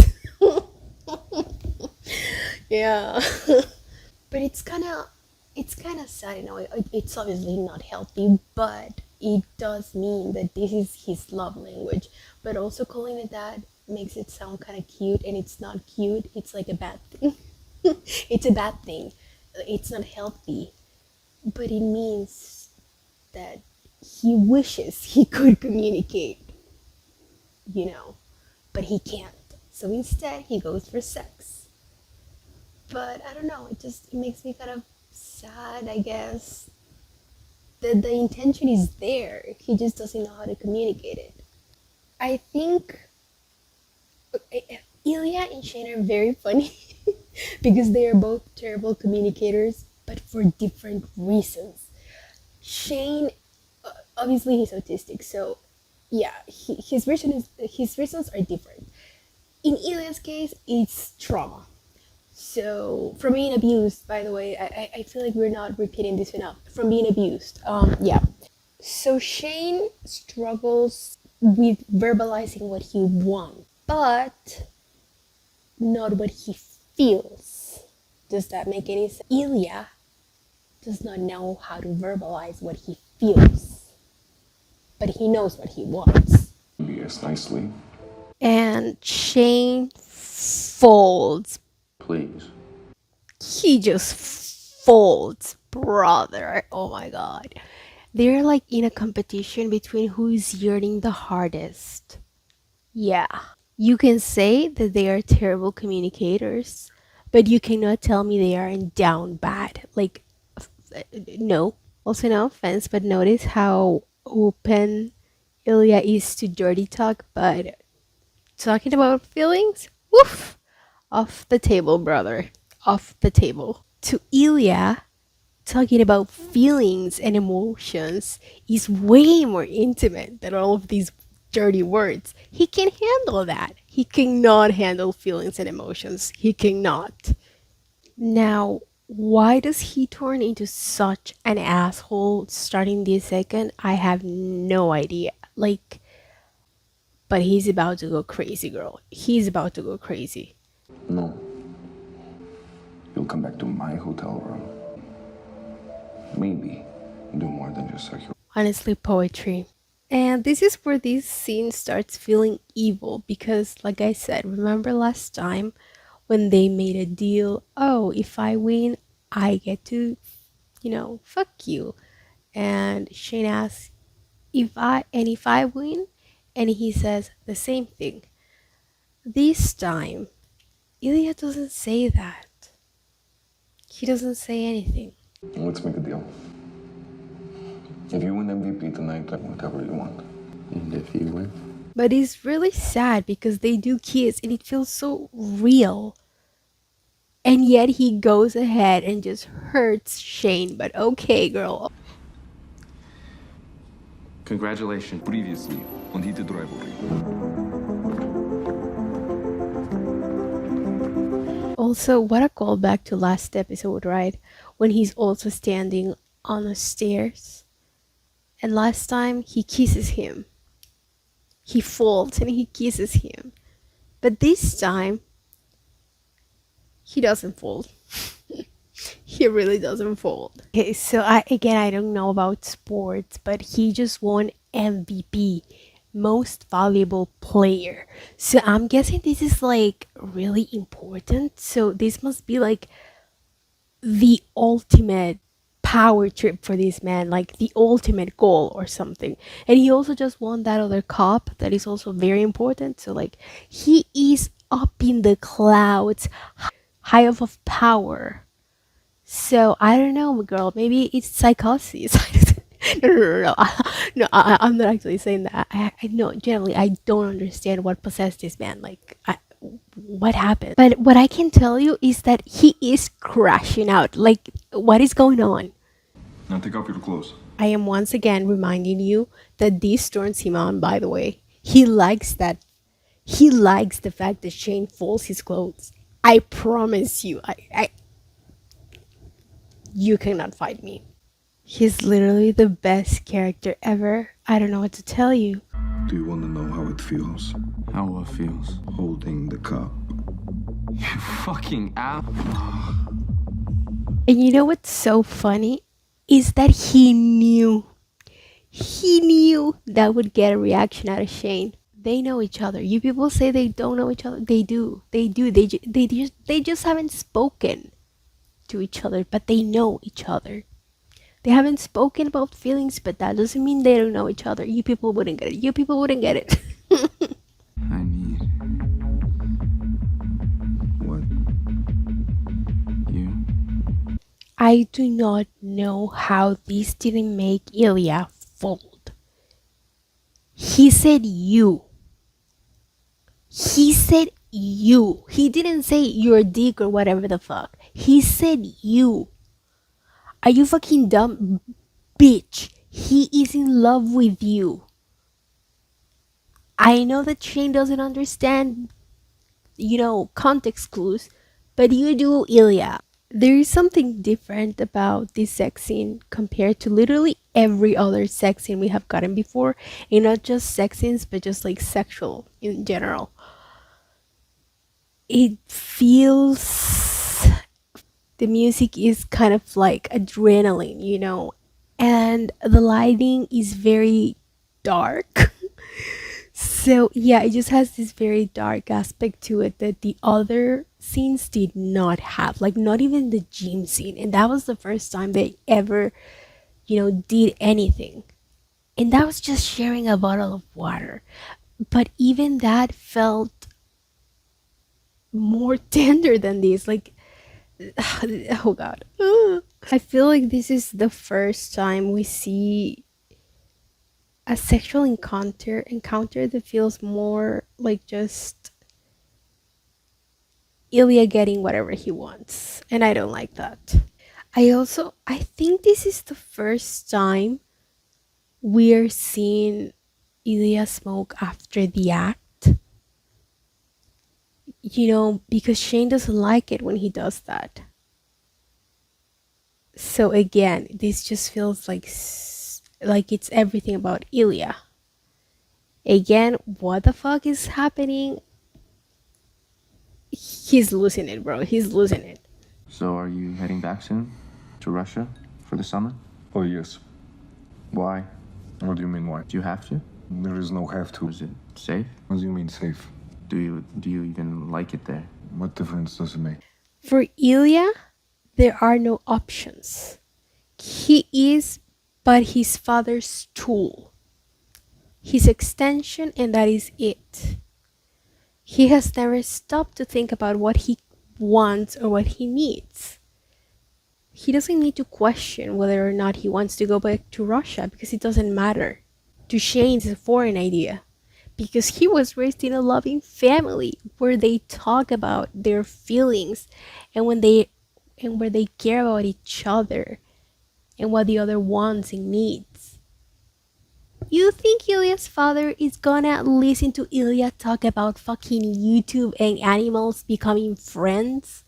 No. Shane also brings up the term safe. So he's kind of, he wants to ask about the gay thing, but he doesn't want to ask about the gay thing. Because ever since his friend made that comment, he's also kind of more aware and worried about what it could mean for Ilya to be gay. I need to sleep. Yeah, me too, I should.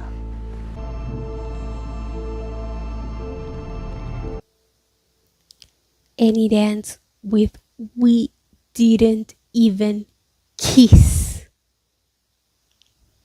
Stab me in the chest, won't you? Are you kidding me? You could have shot me and that would have hurt less. Are you kidding me? 12 o'clock midnight. Okay. I'm so excited. We're now making it to what I believe is probably my favorite episode. I have such a difficult time picking a favorite episode, but if I am being so for real, I always kind of go back to episode 4. You will understand why. I will explain to you. I don't know if you will understand, but I will for sure explain. Okay, this is so serious to me, bro. Okay, so I was actually really fucking tired and I was going to go to bed because it's like middle of the night or whatever. But yeah, I'm not gonna do that. I'm already awake, and girl, the edible, it's still going. So let's go. Oh my god, I'm a little worried though because I feel like it's making me really, you know. But hey, let's hope for the best. So yeah, girl, let's go. I did like, girl.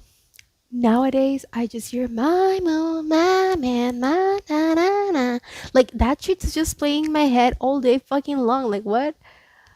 Sorry guys, English is too hard right now.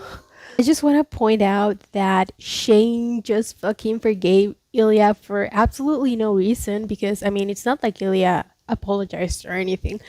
Because I mean, again, like remember when we last left them off in Las Vegas? Ilya was kind of an asshole. And yeah, they never really address it, and I guess Shane just goes on. Um yeah. Yeah, I'm not gonna defend him there. I mean, I would defend Ilya for crimes, but I am not going to defend him for this one. So yeah.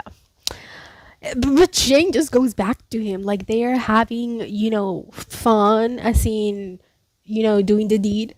And mm, yeah, and it's also really cute because at this point they both start keeping track of when they are playing against each other so that they can see each other. So basically the booty calls are now scheduled, bro. Like they have a schedule. And it's also so funny because they both pretend that they aren't constantly obsessively checking on each other on each other's schedule, and it's like, bruh. You're so funny. Okay, so then Shane wins. Well, not Shane, the Montreal Metros or whatever. They win the MHL Cup, whatever the fuck that is.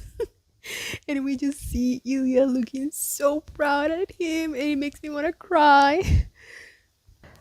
We also get to see Ilya just having the most fun summers ever, and he's like partying and drinking and just having fun.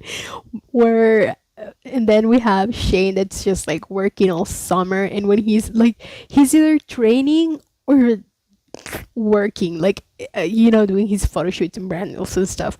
So yeah, must be nice, I guess. I don't know, girl. And then Shane gets the cup yet again.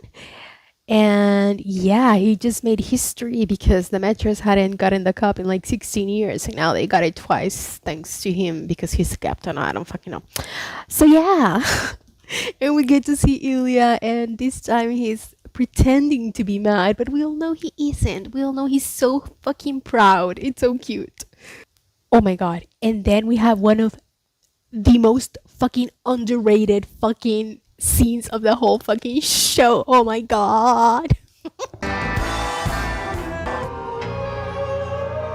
Catch that scam reference, bitch. And also but like, and anyways, back to this episode just being excellent and cinema. Like, we get to see how Ilya grows progressively more and more bored, and I would say even numb to this whole life he's living, which is, just partying whenever he's not with Shane. But his life is literally just waiting to be with Shane and then having Shane, but they are really just having sex, and then they don't see each other for 6 months, and he spends those 6 months just like pining over him essentially. So yeah. Oh, and yeah, it's like seeing he's descending to madness or something. Yeah, I love romance, and I love suffering. And yeah, notice how he says in like 4 days, like, you liar, you know exactly when that's gonna be. You're waiting for it. Ugh, I love him. Oh my god. And this hating guy, he is having a fourth kid, and this entire scene wow, Shane. I'm literally Shane. Imagine I'm Shane. That's all I have to say. I'm Shane. Like the whole time, I was just like, everything I was thinking, he was saying. I love him. Like, bruh, keep your popping children like rabbit waste to yourself. Jack is pregnant. Again? Again, he's so mean. Okay, but like, I'm not even kidding. Like, this is not even an exaggeration. One time, a friend told me she was pregnant and I didn't know what to say. So I said, "How do you feel?" Because in my head, my first reaction was like, "Oh my god, that's awful." But hey, you're not supposed to tell people that. You know what the funny thing is that she started laughing and she told me, "I'm kidding, I'm kidding." And I was like, "Oh, are you serious?" Yeah, I was terrified, so I just asked, "How do you feel?" And honestly, I really asked because I didn't know how to respond to that. How are you supposed to respond to that? I never know how to respond to that. Like, I know that people want kids, but I cannot comprehend that. My brain cannot comprehend that. So I am unable to congratulate you. I'm like, Oh, congrats. You're gonna have a whole lot of work. Sounds really annoying, but okay. And honestly, this entire conversation in which he's trying to get him to have kids, it's like so triggering. Like, shut up, Hayden. Shut up, Hayden. We're not having kids, okay? Like, shut up. This would be such a different conversation if these were women, by the way. Like, Several days later. Hey, so this is crazy. I recorded that last audio like nearly 2 months ago, and I've been in a minute of feeling super in a rut, basically. But I don't know. I feel good right now. Yes, granted, I am once again, you know, I've been baking, but it's not just that. I feel good. Okay, I feel good. Um, so yeah, I decided I should probably continue doing this because back then I thought I didn't want to do it anymore because it felt like it's been so long. You guys, this show came out like in November. It ended, I don't know, December something. I don't remember. Okay. Oh, so yeah, it feels like the hype is dying down. People are starting to turn on the show because the fans are so annoying. I wouldn't know because I have officially decided I'm not on social media anymore. I am free, I think. So I don't know what's going on, okay? I don't know. To me, this show exists in a bubble, and it has been such a pile of joy in my life. I just cannot hate it, and I wish I could erase it from my brain and just watch it for the first time again. Like I wish I could. I want to forget everything, and I want to experience everything for the first time again. Please, God, please. Oh, so yeah. I don't know. It's kind of like you start feeling the hyperfixation kind of start to slow down. And I hate that. I hate that. No, let's not do that. So I keep watching reviews and reactions to the show, and I'm so upset because they just aren't fun anymore. And it's not because it's not because I'm not entertained. Like how should I say this? It's like I don't know if I'm gonna be editing everything. I don't feel like editing. Like, can I just post like the raw footage? Like, can I do that? Oh, it would be like 8 hours long though. But just a thought. I don't know. So yeah, I feel like the commentary on the show is going stale. Uh, and you people are annoying me. Okay, no. No, no, no, no, no. You people are not ruining the gay little hockey show for me, okay? No, this is not happening. So there's so much negativity, and the commentary is so dull nowadays because, again, it's kind of like what I said in my first video, even though I recorded that like 3 months ago, I think. It's like everything that can be said has been said, and it's like crazy because there's so much to say about this show, and yet it seems like we've already said everything. It pisses me off. So yeah, the commentary is just grown stale, and I think one of the reasons is because so many people are generally just doing it for the views, which like, okay, whatever, you need to eat, that's fine, but you're not like you're not like eating, you know? Yeah, so I feel like I need to bring back the unhingedness, you know? We are lacking unhinged people, and I'm not saying I'm the only unhinged people. I feel like all of the unhinged people have already made their videos. Don't get me wrong, there's still good videos being made. Like, what's her name? I love her. Like, oh god. That's the newspaper. That's the newspaper. Like, oh my goodness. So it's not like it's not being made anymore. It's that there is no content to watch, to like binge watch. You know what I mean? And technically there's a lot of AI slop, for example. And we need to bring back the unhinged, okay? Like, we cannot be relying on one single person to do all the to do all of the work, okay? So she is doing the literary analysis, and I'm going to be doing the unhingedness, okay? uh, yeah, it's just I when I see people react to these or review these and say like, oh yeah, this is so touching, but they're not really feeling it. It's not real. I do believe that you enjoyed it, but you didn't feel it in your heart.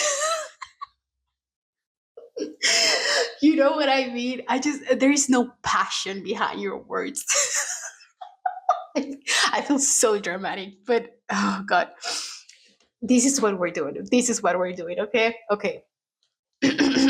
Oh, I didn't even turn on the TV. Okay, so since it's been so long since I did that last recording, I did not remember where I left off. So I just now realized that I left off in episode 4, and I did not like. I'm not ready for episode 4, huh? It's literally the middle of the night. I really didn't remember that I had left off in episode 4. I'm not so sure I'm ready for that one. So, okay, let's go. Okay, if I'm not mistaken, this is where I left off last time. So Ilya is literally watching a documentary on Shane. He's so down bad. It's so funny. Like, yeah, oh god, oh god. And then Svetlana comes in, and again, so funny. He's like, don't even look at my man, okay? Like, don't do that. Because Svetlana is always teasing him, like, oh, he's so cute. Because Svetlana knows, because she's Queenie. She knows. She knows I love her. So then Svetlana literally brings up Jane, and she's like, oh, I thought you guys were serious since you've been texting for so long. And Ilya is like, no. And I've seen this movie before, but whatever. Oh god, see, this is exactly what I mean. Episode 4 is just such a fucking roller coaster of emotions, bro. Like, I can't do it. So Shane is going out on his pre-planned, pre-scheduled booty call with Ilya, and he's in Boston, I believe, in a hotel with Hayden. And so he's like, yeah, going out, nothing suspicious, not going to like have sex with anyone or anything. And Hayden is like, okay, didn't ask. It's so funny. I love him. Why, like, what? Oh, he's so funny. I love him. The one thing that I feel that Shane and him and I, we are so terrible at social situations. But one of our biggest differences is that I can lie. Oh, I will teach you, Shane. I will teach you. There's a secret. Trust me. You know, I just love, like, I love the concept. I love the concept of letting people be gay, so that you can will, so that you can win more games. I love that, and I support it. Okay, I support it. And it's also just so real. So yeah, I love that. I don't care. Actually, I hope you do. You always play better after. Propaganda done right. I don't know. We then have literally one of the craziest scenes in history. And when I tell you, we have lost the plot. We have lost the plot. Reactors are watching this shit and going like, huh? Why did Shane freak out? And like, rewind, watch the episode again. Like, are you for real? Oh god.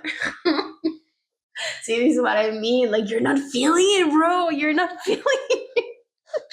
Oh, okay. So Go fuck yourself. for the babies out there, okay? I'm so sorry.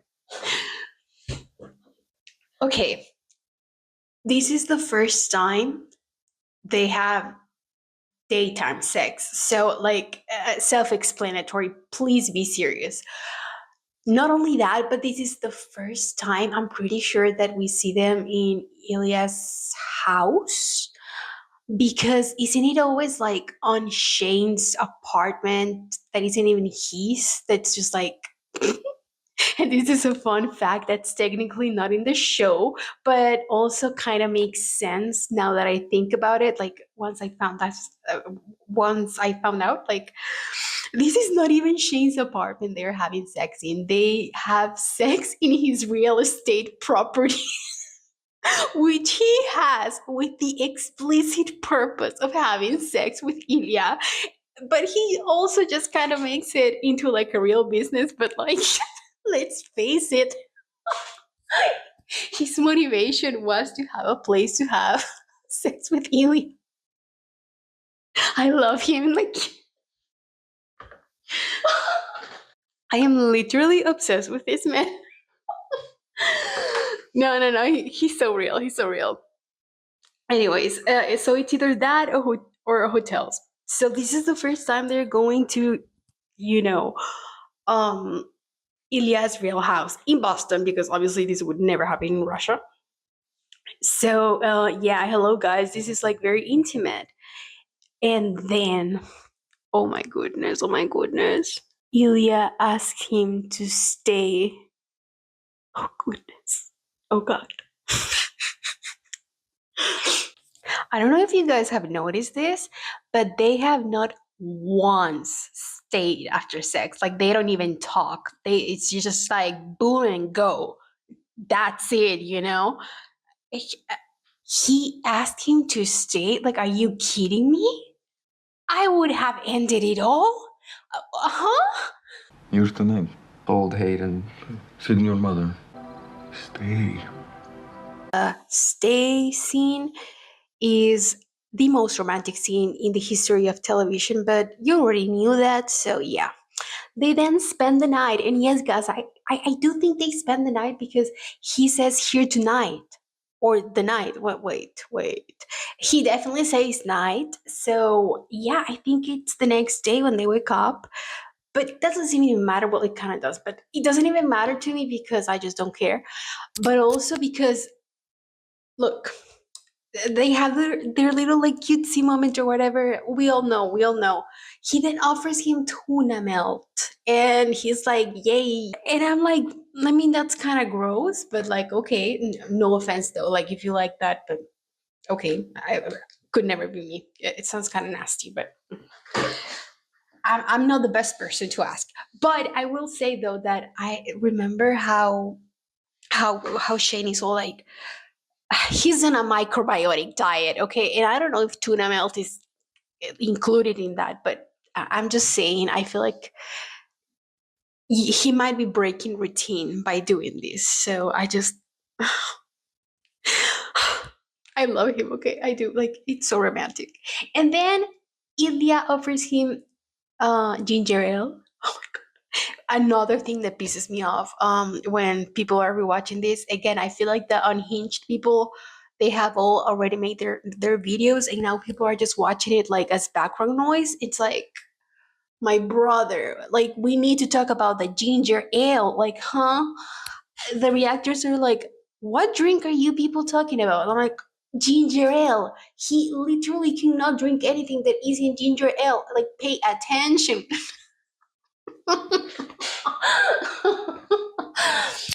And also, I got to be honest though, like, me and Shane, we kind of get each other, okay? I would never drink ginger ale, but I get him. So the thing is that, you know what pisses me off? People really don't. So yeah. Anyways, why am I ranting so much? So much rambles. Um. Yeah, Ilya has ginger ale in his house. Not for him. He bought that for Shane, mind you. Like, this is romance. Like, yeah. Wow. It's serious, okay? It's serious. Is Ilya's love language acts of service? I think it might be. We love him. So then this Ryan Price guy gets name dropped, which I'm gonna guess is kind of like a hint that he's gonna be the one in season 2, because again, the show has been renewed. And I suppose it's going to be like a second couple situation again. So I don't know if it's gonna be his story, but yeah, all I want to say is that I'm not sold on a second season. But I suppose I should just leave that for the last episode. Money talks. So this is Hollywood now, right? So yeah. I don't know. I don't trust any of these corporations. Like, stay away from it. Stay away from her. Stay away from her. Okay, so now it's Ilya Rosanov's PR and legal defense team o'clock, because I will not let you people speak about my man like this. Like, this is not happening. Okay, no. I am about to defend this man. I'm about to defend this man. Okay, like, oh god. Ilya starts doing this little funny thing. Okay, so okay.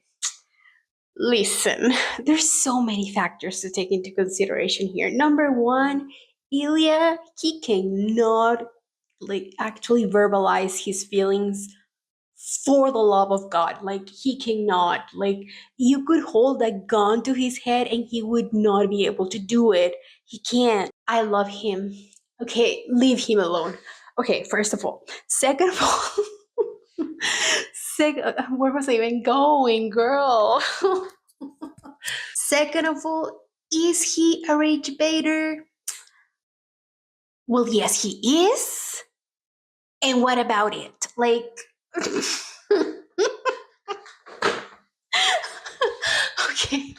okay, Your Honor, maybe my client did do the thing you said he did. But what if that's okay?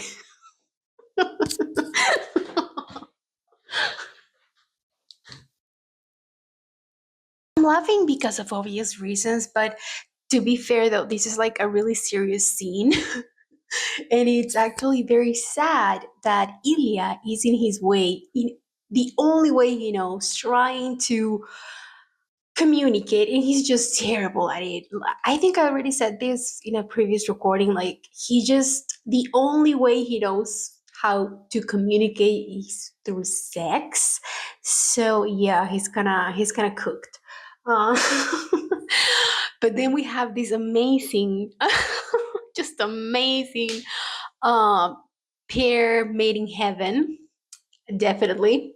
Shane, who's autistic and cannot read social cues whatsoever, or even people, like, he cannot do it. So technically they are like a match made in hell, but also like they're perfect. They're perfect for each other. Oh my god, I love this. They complement each other so well. Not in this scene though, because this ends terribly. So yeah, Ilya starts, inquiring about any girls Shane might be seeing, because they have never really talked about, the fact that they could or could not be seeing other people, or even the fact that they could or could not be gay, because, they're both guys. Yeah, they haven't had time to think about that, because like the sex is so good though.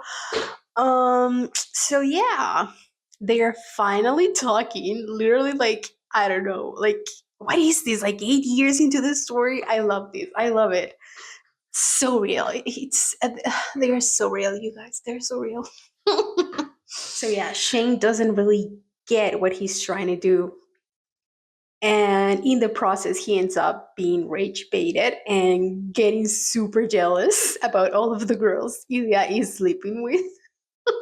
But it's so funny. Let's unpack this. Let's unpack this. Ilya asks if he likes all of the hot places, and he's like, "Yeah, like all of the hot places. I mean, like weather hot, not people hot. Girl hot. I mean, there's there's hot girls everywhere. Ilya even starts talking about Svetlana, this friend that he really likes, this woman specifically that he really likes. And Shane is like jealous. But what Ilya is actually trying to do is test the waters to see whether or not Shane would be interested, because he's like, and she thinks you're cute actually. She would be down, or whatever the kids are saying these days. And Shane doesn't get it. Cool.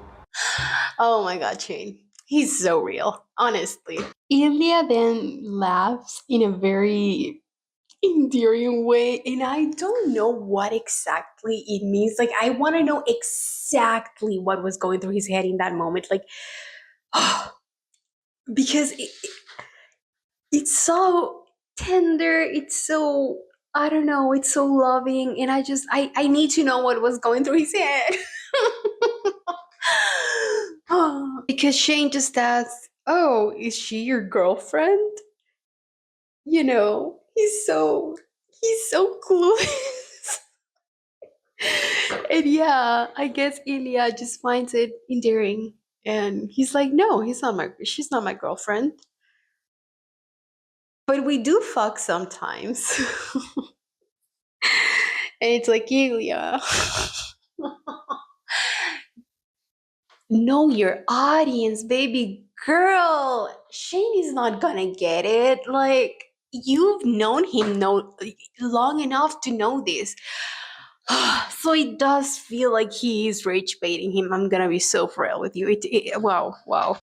Okay, since I have to explain everything to this man as if he were a 5-year-old kid, Ilya, hold my hand. Okay, I'm gonna tell. I'm gonna be nice. Says the girl who's not being nice. It's okay. It's okay.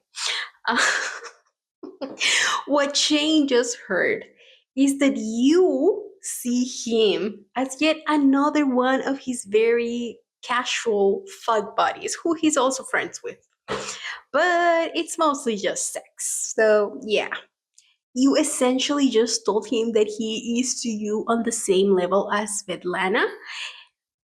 But also, it's worse because Shane knows that for Ilya, it would be more convenient to just be with Svetlana because she's a woman, right? So, but in the middle of this tragedy, Shane comes and saves the day, because Shane is like, do you think she's the only woman in Boston who would have sex with you? And he's like, no, I could definitely find someone else, but you know me, I'm lazy. But you know me. He can be, how you say, lazy. I'm lazy, so. Anyways, now before we react to Shane's reaction, let's react to Ilya's response.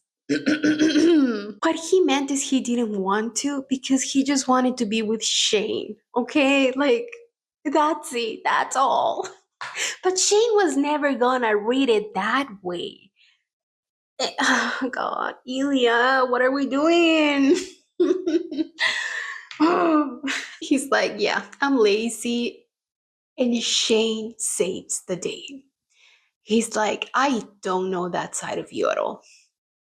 And without knowing it, Shane literally just changed the trajectory of his life. Like, I don't think Shane understands. Just, oh my God. Shane doesn't even understand what he just did for Ilya. And I don't know that side of you at all. think about it. His whole life, he has been told that he's lazy, that he's useless, that nothing he does is enough. Shane doesn't think like that at all. Oh my goodness, I'm about to pull up my favorite Tumblr quotes like, shut up, shut up. Okay, open thread again. Is this the moment maybe not when Ilya falls in love with Shane, but like when he's like, oh yeah, it's bad, like I'm down bad. Is this it? It could be, because look at the way he smiles at him, like it's so serious. Oh my goodness. Yeah, my guy Ilya, he does a second attempt at trying to figure Shane out, because that's the thing, like you people are not getting this. This man is also insecure. Like he is insecure. This is a persona. Like this confident, cocky guy, that's a persona. That's a persona. He's faking. It's called faking. Oh my god. This is why he and Shane are so excellent together, by the way. I love them. So, do you like them? Yeah, sure. Of course I do. Then Ilya has the best coming out scene, like in history, but like also so does Shane, but Shane's doesn't happen in this episode, okay? It's like, and it's different. It's different because Ilya is very sure of what he is, and he always has been. And by the way, you people, can you pay attention? I like girls, but I also like you. He's like, I like girls. Did you hear that? And he says, but I also like you. He's bisexual, okay? Moving on. Anyways, then he says, not as person, of course, but you have a good mouth. And it's just like, he's a poet. He's a poet, okay? And yeah, then we get sent back to reality when Ilya gets a call from his father, who's, I don't know, girl, having an episode of it. He's sick. I'm not gonna pretend like I have empathy for this man, because I don't. And I know that most people do. And when I say most, I mean everyone. I feel like I'm the only one who hates this character. I'm not saying that I want to see him suffer. It's just like, I feel sorry for Ilya having to put up with this. That's all I can say. Yeah. Anyway, so he then talks to Alexei. God, I cannot pronounce that. Oh God, his brother. He talks to his brother like, I'm literally paying you to take care of our father. First of all, it's kind of complicated because technically nobody should be paying you to take care of your father. You should just do it for free because he's your father. But then again, this man has not earned the right to be taken care of. So I kind of get the brother, but is turning into the father and treating Iliad just like the father does, basically. Is that the correct way to go around it? I don't think so. So yeah, fuck both of them. So yeah, fuck them. I hate them. Oh. So yeah, Ilya is so upset, rightfully so. And then we see him do this thing, and it's just like so excellent. Just he's so me. I love it. And like the cinnamon topography. I literally never say cinematography. I literally always have to say cinnamon topography. I'm so sorry. Um so yeah, it's so beautiful, and he's really touched that Shane was able to recognize the word father, and it's like, even I could do that, but I mean, that's cute, I guess. But yeah, anyways, just look at his face. I love him. Like, this is so beautiful. They have the most tender moment for like 5 seconds until it turns sexual. And in my opinion, that is because they were both so overwhelmed with their feelings, and they're both so terrible at communicating their feelings. That the only way they know how to do it is to have sex. So they have the most intimate, loving, tender sex they have ever had. Yet.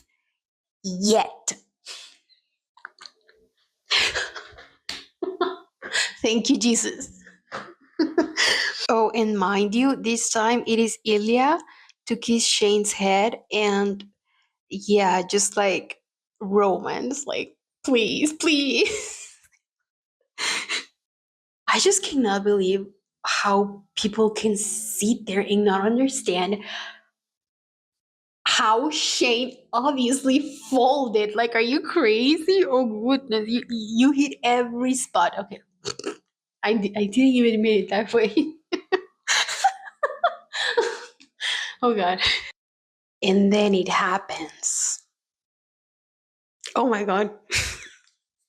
A level of intimacy and romance I thought could only be achieved through, I don't know, Japanese dramas, because this is a thing that I love about Japanese dramas. Like when they go to first main basis, like that's huge. Like, oh my goodness, we're getting married.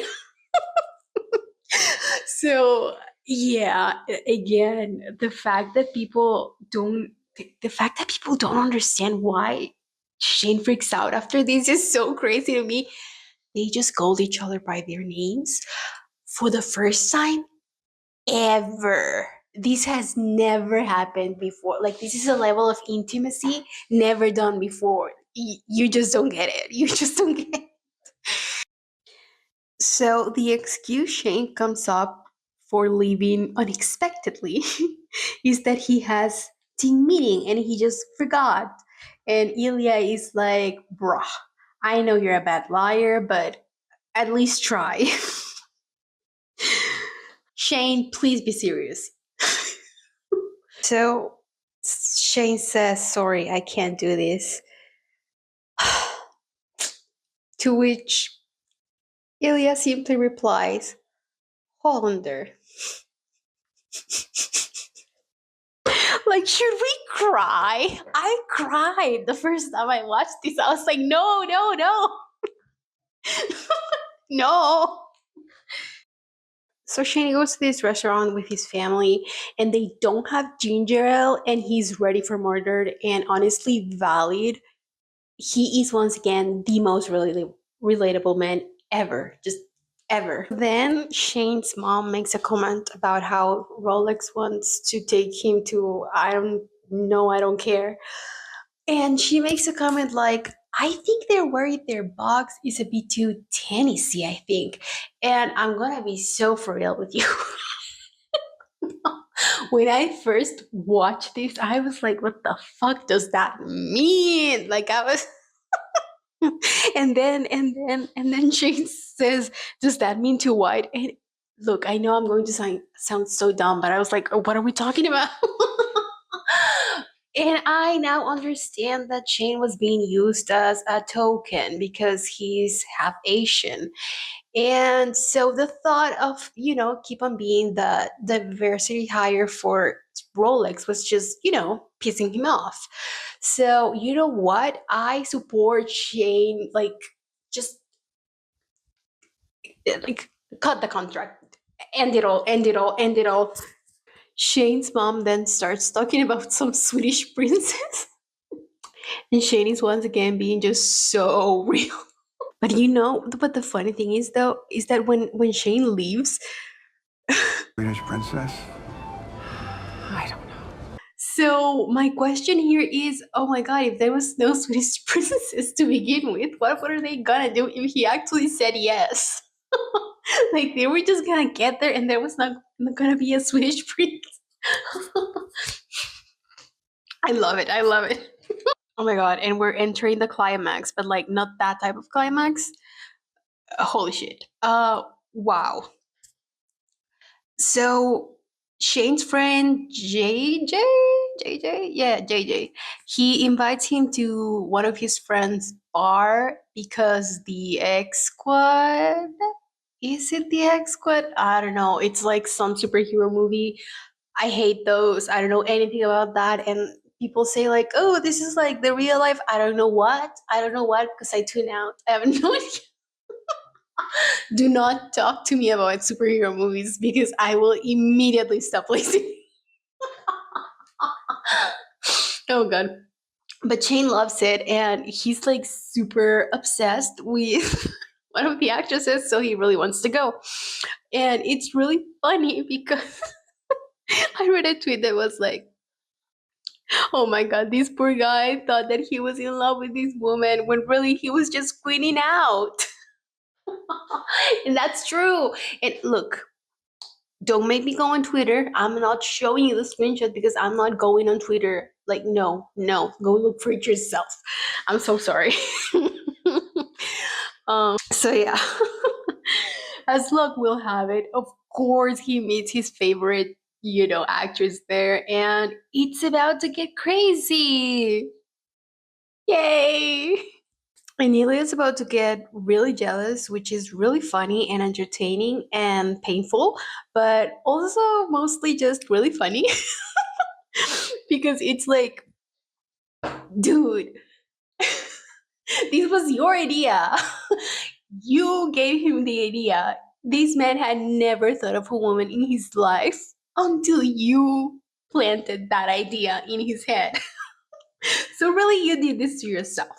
So yeah, it's kind of funny. You have no one but yourself to blame.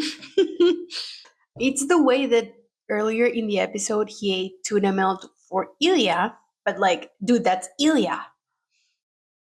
And now he's just literally eating a fry with Rose Landry, and it's like, look, I know this sounds stupid, but he's in a microbiotic diet.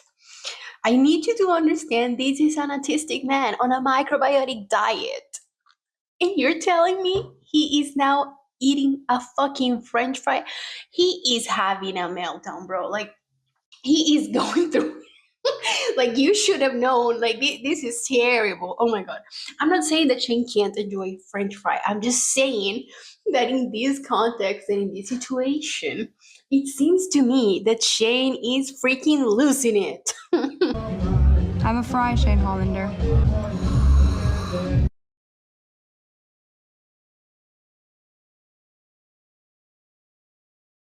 So this is just crazy, Ilya is talking to Shane about hot girls in LA. His mom is talking to him about Swedish princesses. And Ilya asked him to, drink ginger ale and eat tuna melt with him.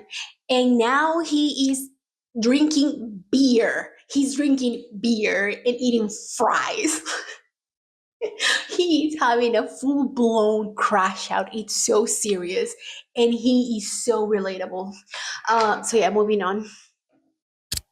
So yeah, Shane starts right? She's dating like a this huge movie fucking star, and movie it's like a star. How the big fuck deal. there? So it's like a The two melt power day. celebrity I'd be couple. fucking happy if I Blah was blah dating blah a Rose blah. fucking Landry.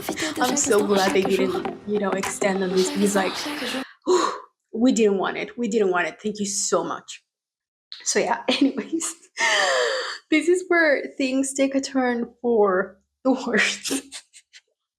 Or shall I say the best? Because oh my goodness, my favorite part is about to come on, you guys. Like, oh my god. So yeah, Shane is about to go play a game against Ilya.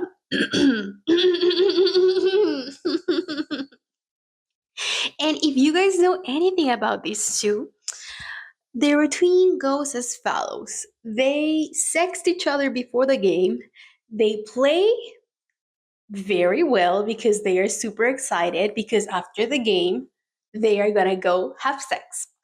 Today, Shane is having dry texting with Rose Landry, and she invites him to go to this club after the game. And yeah, it's about to get so crazy. And of course, the game fucking sucks because no sex, no bueno. Like, have you not been paying attention? Like, mind you, Ilya doesn't even stare at Shane. Like, this is so serious. Like, I have no words. I have no words. I have no words because they're always, interchanging stares and glances.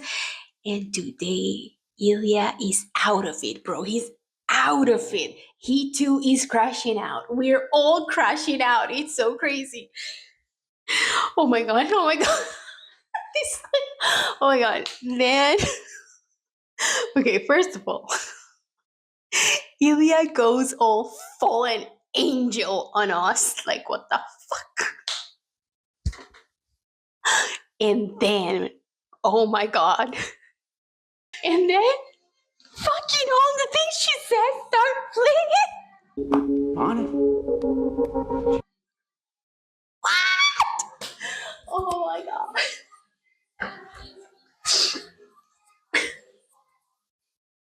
Oh my God.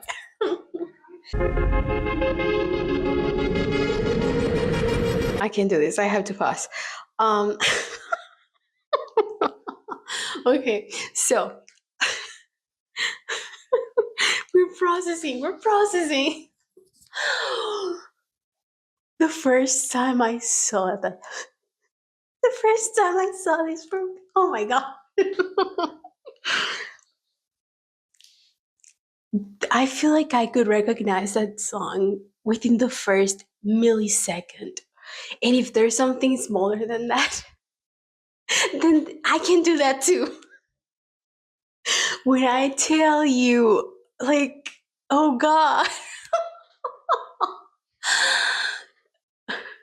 Like, I can't pronounce this word, the goosebumps or whatever the fuck. Like, oh my God. Like, I need a beer. I bet you do. You just had to be there. Like, this song, this is bigger than the national anthem. Like, this is so serious. Like, oh my God. You just had to be there. You just had to be. They did this for me. They literally looked into my blog, me personally, mine, and they were like, what would she want? Because they even got the lighting going on. Are you seeing this? Red, blue, purple. This is insane. But wait, it gets better. It gets better. Oh my goodness. Okay. Yeah, I definitely have to do this one by parts, okay? One trauma at a time, okay? Let's go. Okay. So Ilya, being obsessed with Shane, literally recognizes Miles as Ruslandi's friend because obviously he's been doom scrolling. You know, this man has been scrolling through Instagram and fucking YouTube and what other social media was popular at the time. I don't remember. Musically, I don't know. You know, he was doom scrolling, okay? It was bad for Ilya. He was looking at the edits on Tumblr, the fanfics, like he was seeing everything. So naturally, he just knew that Miles was, Rosandi's friend. And when he sees that Miles is there, he's like, holy shit, Shane is here?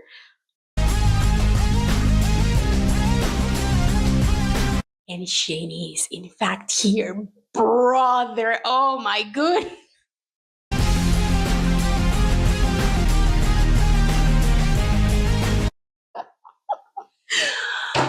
This is cinema. This is cinema. And everyone who doesn't get it, like, you just don't get it. You just don't get it. Like, I hate when people don't like this scene. You're not, and what I mean by not like is like when they start saying that it doesn't make sense, you just don't get it. But we're not there yet. Now, I know I've made a terrible argument as to why Ilya is the red character and Shane is the blue character. As in, I have literally made no argument at all. But like I said it. And in my opinion, these, like, please look at this. Oh, God. So then we see Shane realizing that the other players who are, Ilya's teammates are there, performing heterosexuality, meaning that Ilya is probably there too, performing heterosexuality. Sexuality. So, heterosexuality. Yeah, that. But see, that's not the important part. The important part is that my man is crashing out, okay? Shane is crashing out. And we've already established that he is drinking beer. Shane does not drink beer. So this is like serious. So yeah, I would say maybe not necessarily drunk, but I don't necessarily think he handles his liquor very well. I wouldn't say. And he's crashing out. That's just like he's crashing out, bro. He's lost it. So he's dancing, with Rose Landry, and then Miles comes in, and he's stuck in the middle like a sandwich. And we're working in not I don't feel I think, but I do feel though. I I feel and I think that this is supposed to represent that Shane is caught in the middle. Shane is gay, but he's not yet ready to admit to himself that. So he's kind of like stuck there, between a man and a woman.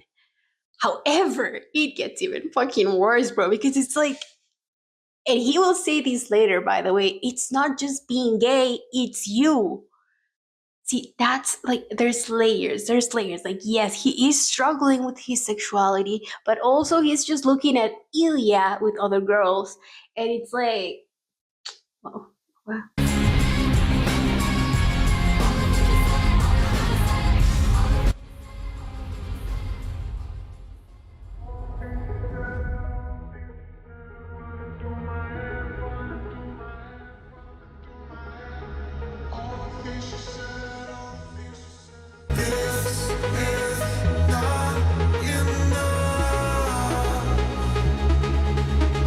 and once he sees Ilya, he's up there, being a slut.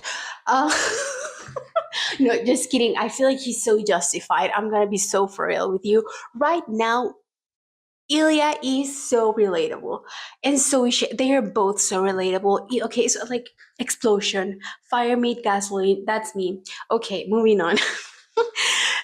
Yeah. So the song changes to a male version, which everyone calls the weird EDM remix. And I want to say something.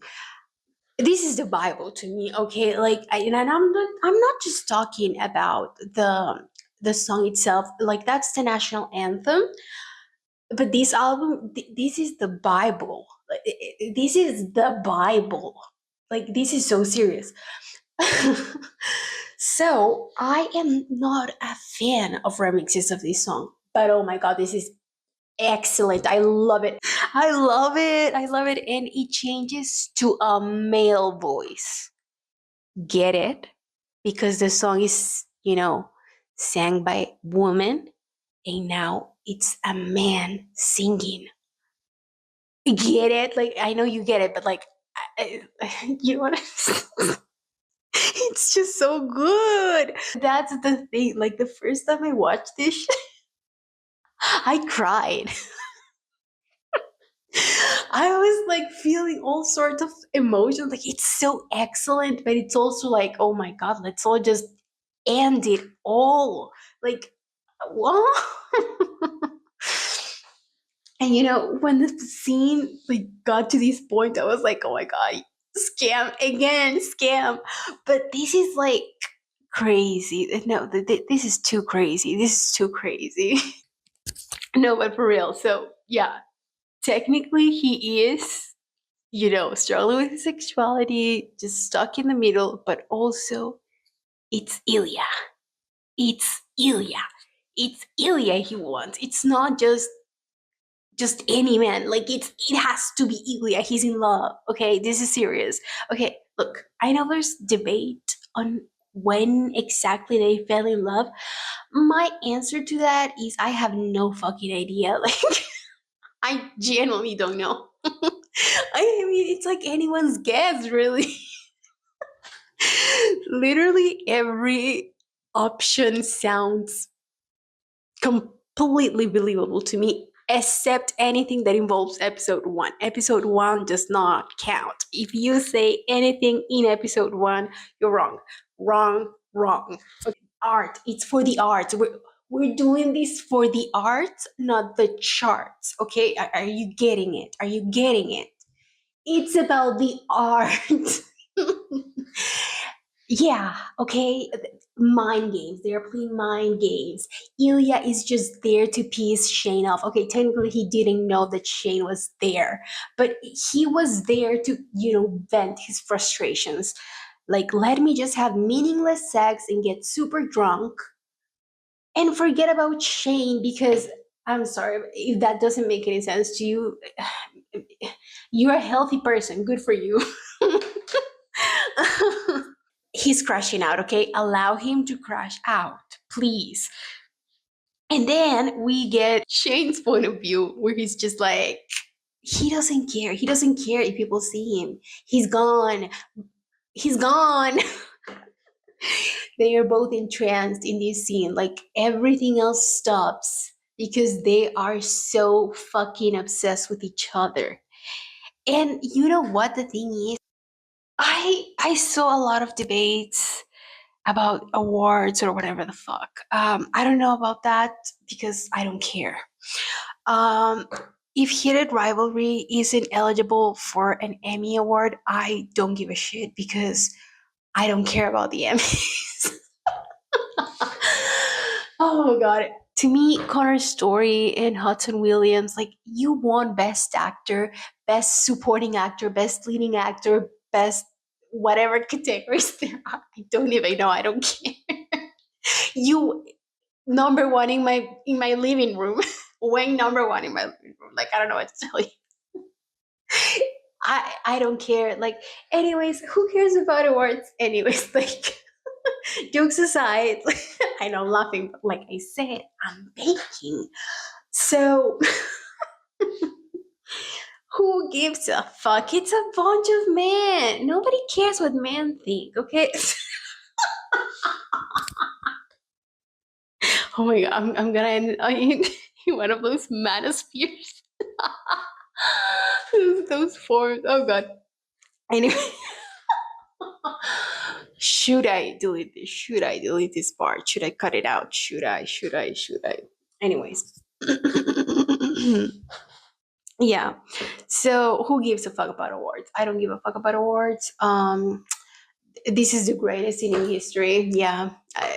Source me. Me. I decided. That's it.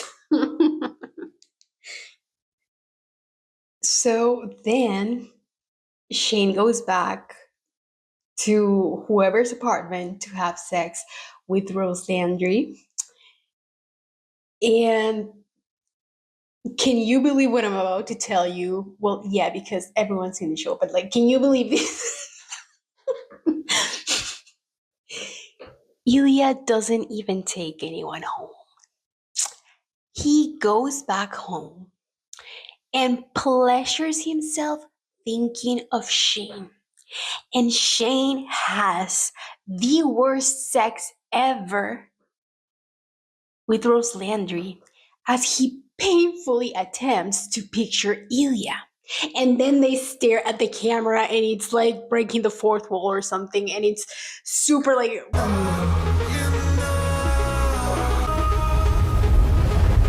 Bruh. I'm not part of the equation. Why are you looking at me? Like, don't do this. No. Suddenly it's too real. Like, wow. And that is the story as to why it is so difficult to me to say which is my favorite Heated Rivalry episode. Because, girl, I'm sorry, episode 4, 5, and 6 are so excellent. Like, it's all uphill from here. No, that's all. It's a roller coaster. It's a roller coaster. You literally don't get a break, but it's great. It's great. It's so great. I think I like shows that make you feel things. I like it when shows have a soul, and money eats people's souls. And therefore, I don't have a lot of faith for season 2. Jacob, I am daring you to prove me wrong. Like, prove me wrong. Please prove me wrong. Please. This is not a threat, okay? It's not a threat. Allegedly. Okay? Okay.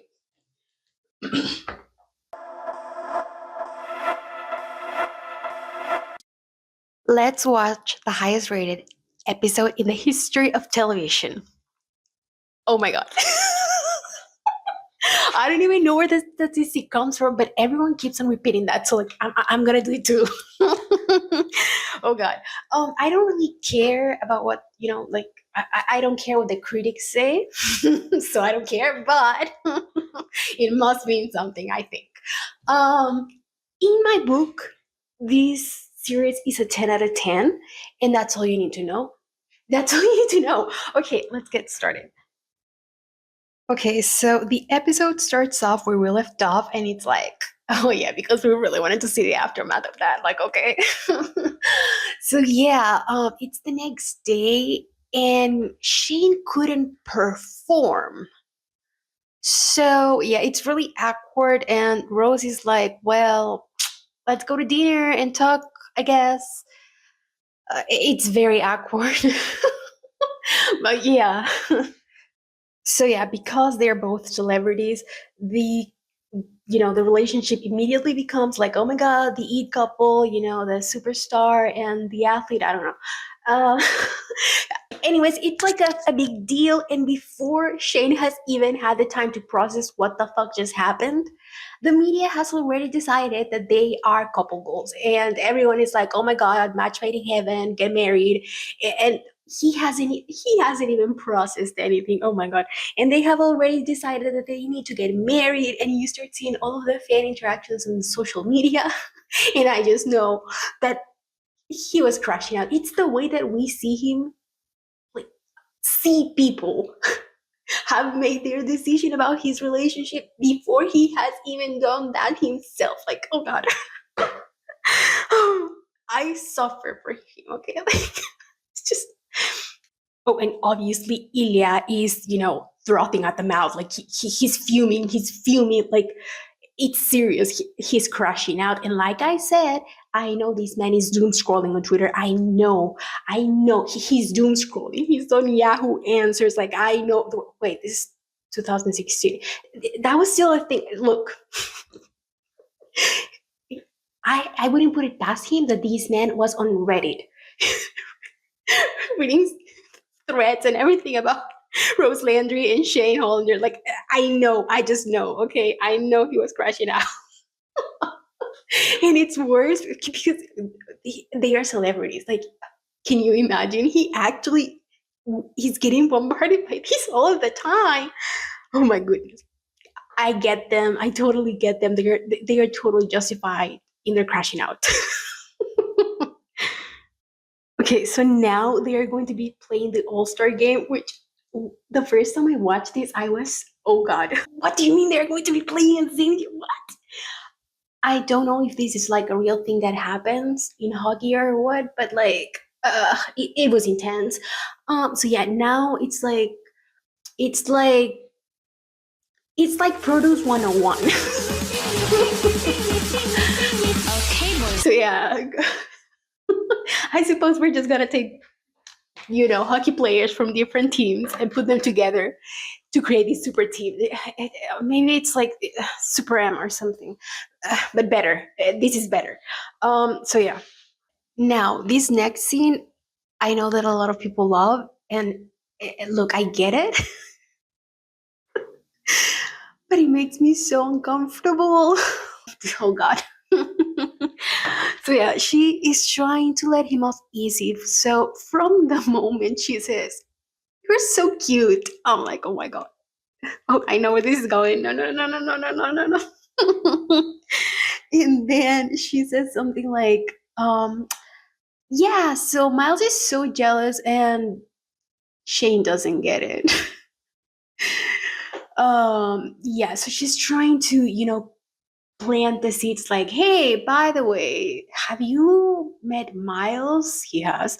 My friend who's gay. oh, you didn't notice Miles was gay? And the thing is, I've seen people say they think Shane is overcompensating here. I think there is a possibility that Shane was simply not thinking about that. Like,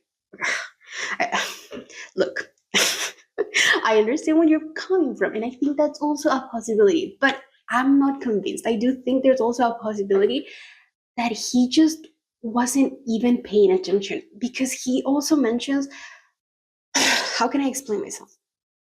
I feel like at this point, I know Shane is struggling with his sexuality, but because he started like 5 minutes ago, see, that's what's. That's the thing about Shane. It's like, yeah, he has been, sleeping with a man for like 8 years, but that doesn't mean he's gay. And you know what? He's kind of valid. Like,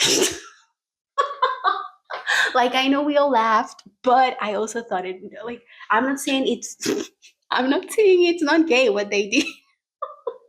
I'm just saying that Shane had not stopped to think about it ever. You know what I mean? I just feel like he had not processed this. And I do think it could have been on purpose, something that you repressed, like, oh, I'm not thinking about it. And you know what? Like, if there's a problem, something you don't want to think about, like, just don't. We can obsess over it for hours on end, which we probably will, but we can also just like not. We can pretend it's not there. Um, as you can see, it doesn't work, but I mean, you can try. Oh god. So yeah, Shane allegedly hadn't even noticed that Miles was gay, but in my opinion, that, like, okay, it's up for debate. I personally think there's a possibility that he didn't even notice because he was so up in his head. Again, remember, he doesn't know how to read social cues for the most part. For the most part, he's not very good at it. Like, I don't know what to tell you. So yeah, there's that. So then Rose tries to, ump the antics, and she's like, so are there like any gay hockey players? I mean, like out hockey players? And it's obviously like, no, obviously not. And she knows this, but she's like trying to, kind of like make it easier for him. And oh god, I'm struggling. Like, oh god. And that's when Rose realizes that she's just gonna have to be very direct. And so she is. But she's also very nice about it. Kind of prefer being the whole rather than the pet. That is the best thing any gay boyfriend of mine has ever told me. And she tells us that like 70% of her boyfriends have turned out to be gay, so it's not a big deal. Oh, I was in theater school. And this is so funny, but also, kind of like so comforting for Shane.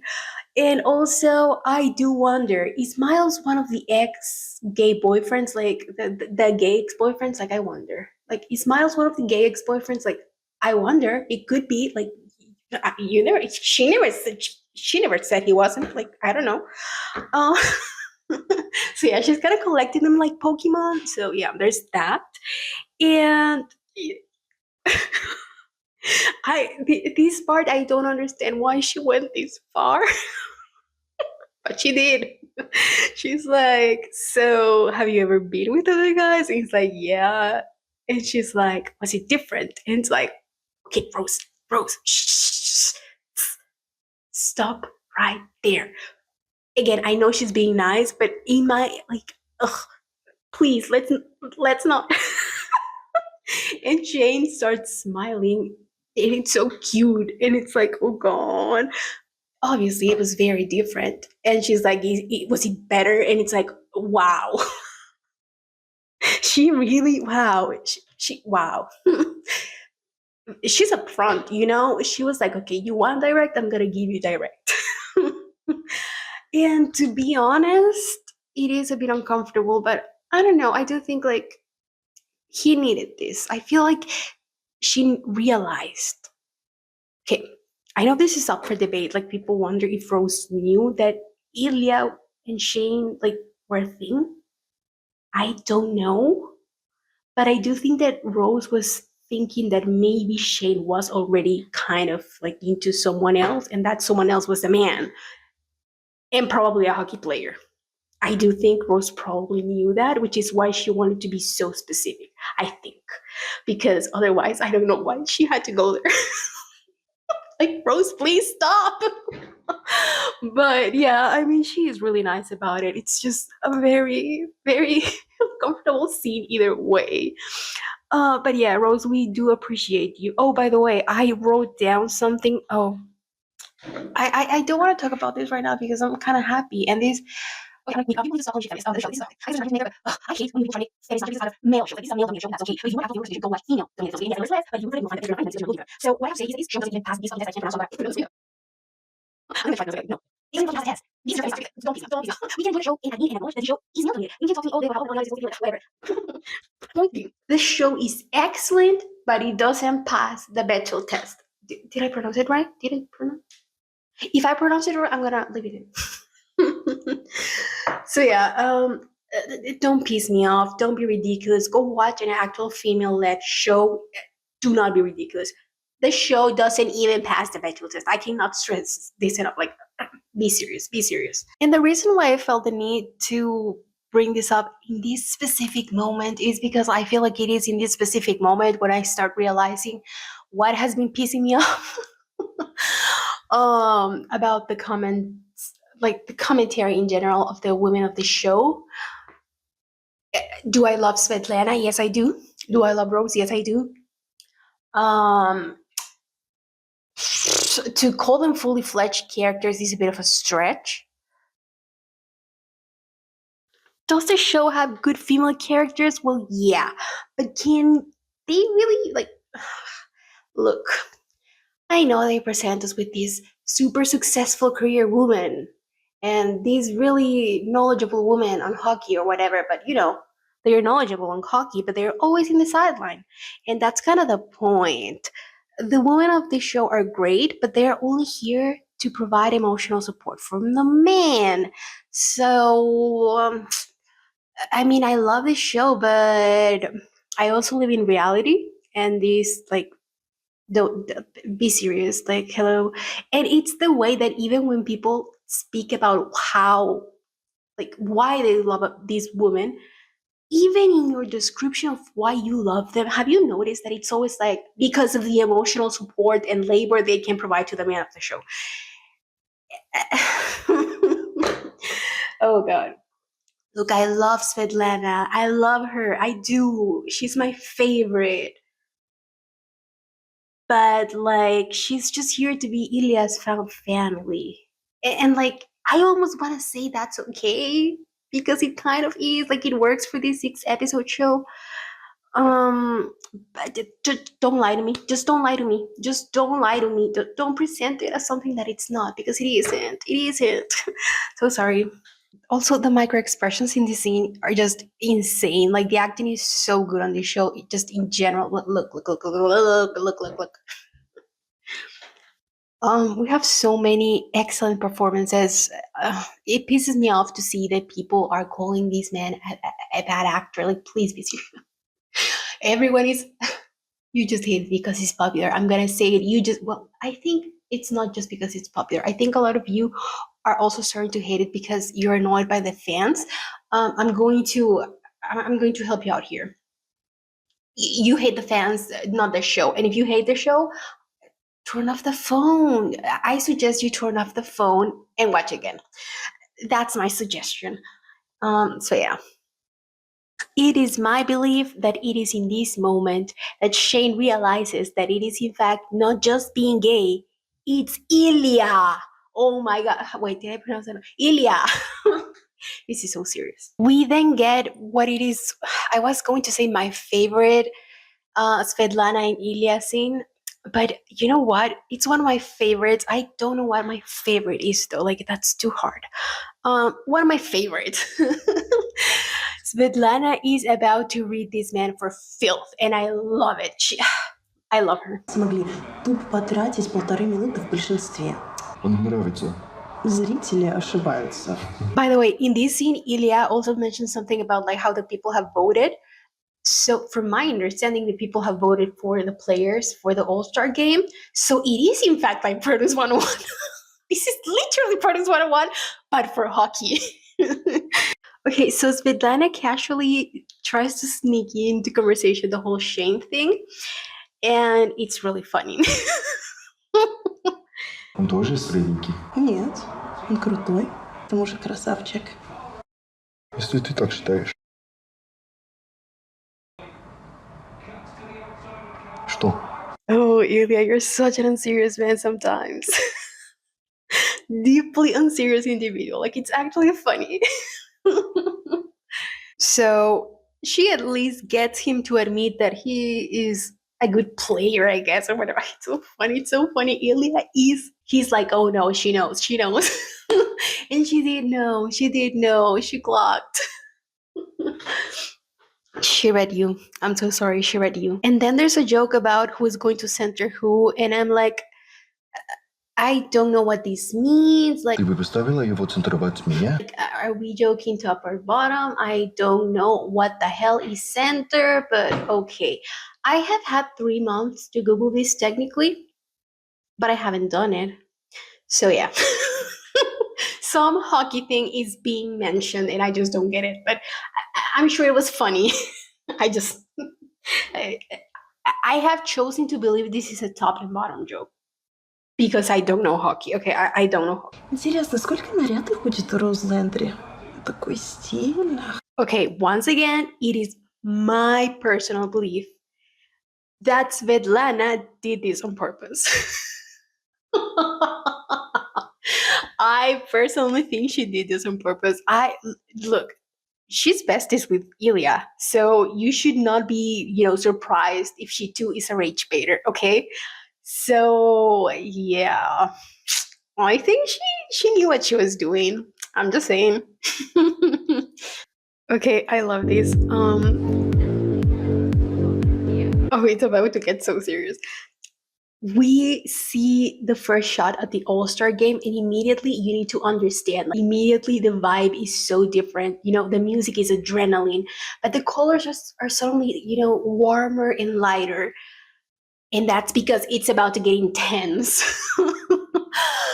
And also the opening scene has Ilya just literally fidgeting. He's literally fidgeting. He's so nervous to see Shane. He's trying to act unbothered. And I think he is probably I'm pretty sure he's succeeding in the eyes of everyone.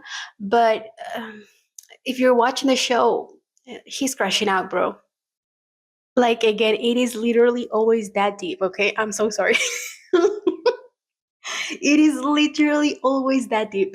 As soon as he spots Shane, immediately stops fidgeting and takes a sip of his beer. Like, we're gonna pull through. We're gonna pull through.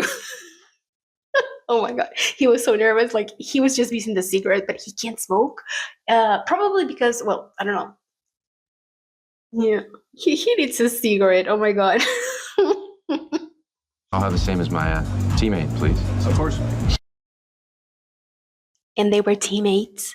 Okay, so this is honestly one of the best scenes of the entire show. I am between Ilya and Shay. It's like, why am I both of them? Like, if you put them two together, you would get me. Does that make sense? It doesn't matter. The point is, I love this scene because it kind of makes me face my reality of how bad I am at communicating. So whatever. Okay, let's get started. We're going to be going detail by detail because it's just crazy. First of all, Shane sits right next to Ilya, doesn't say a word, mind you.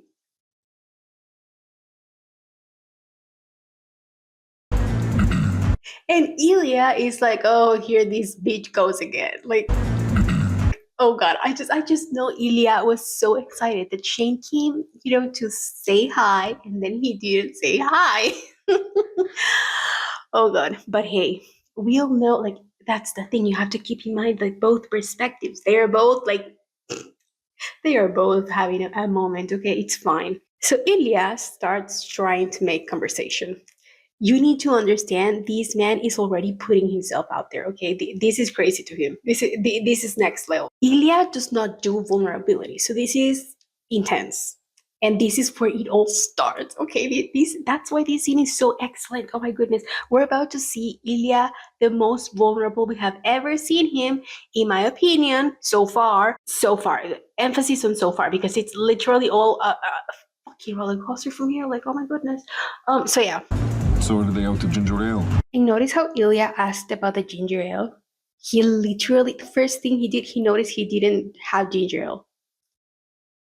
And Shane responds that it's because he's feeling wild.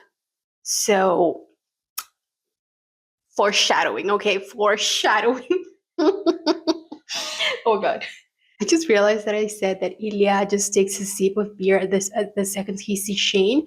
But it's not just that, he literally chugs it a lot, so... Yeah, he's powering through. He's powering through. I've always wondered what it'd be like to play on the same team. Have you? I want every shot of this scene. Like, show me every angle. Okay, I need this. And Shane says, nice that it's in Florida this year, right? Because remember how Ilya mentioned earlier that one of his favorite places to play was in Florida? Remember that? And he remembered that. He remembered that. Just like Ilya remembers that he only drinks ginger ale. Oh, this is honestly one of the funniest scenes because the character has broken. Like, I was going to say he's starting to break, but at this point, I don't believe you. Ilya is a performer. Ilya is a performer. Okay? He's a performer. And oh my god, he's breaking character here.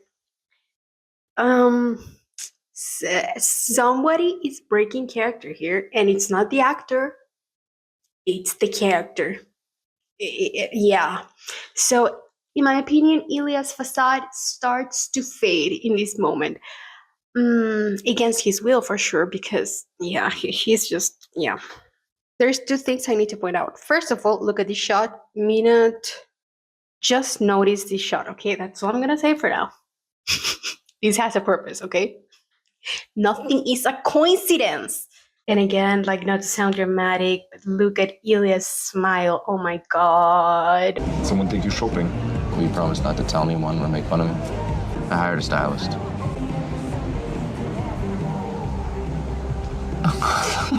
Wow.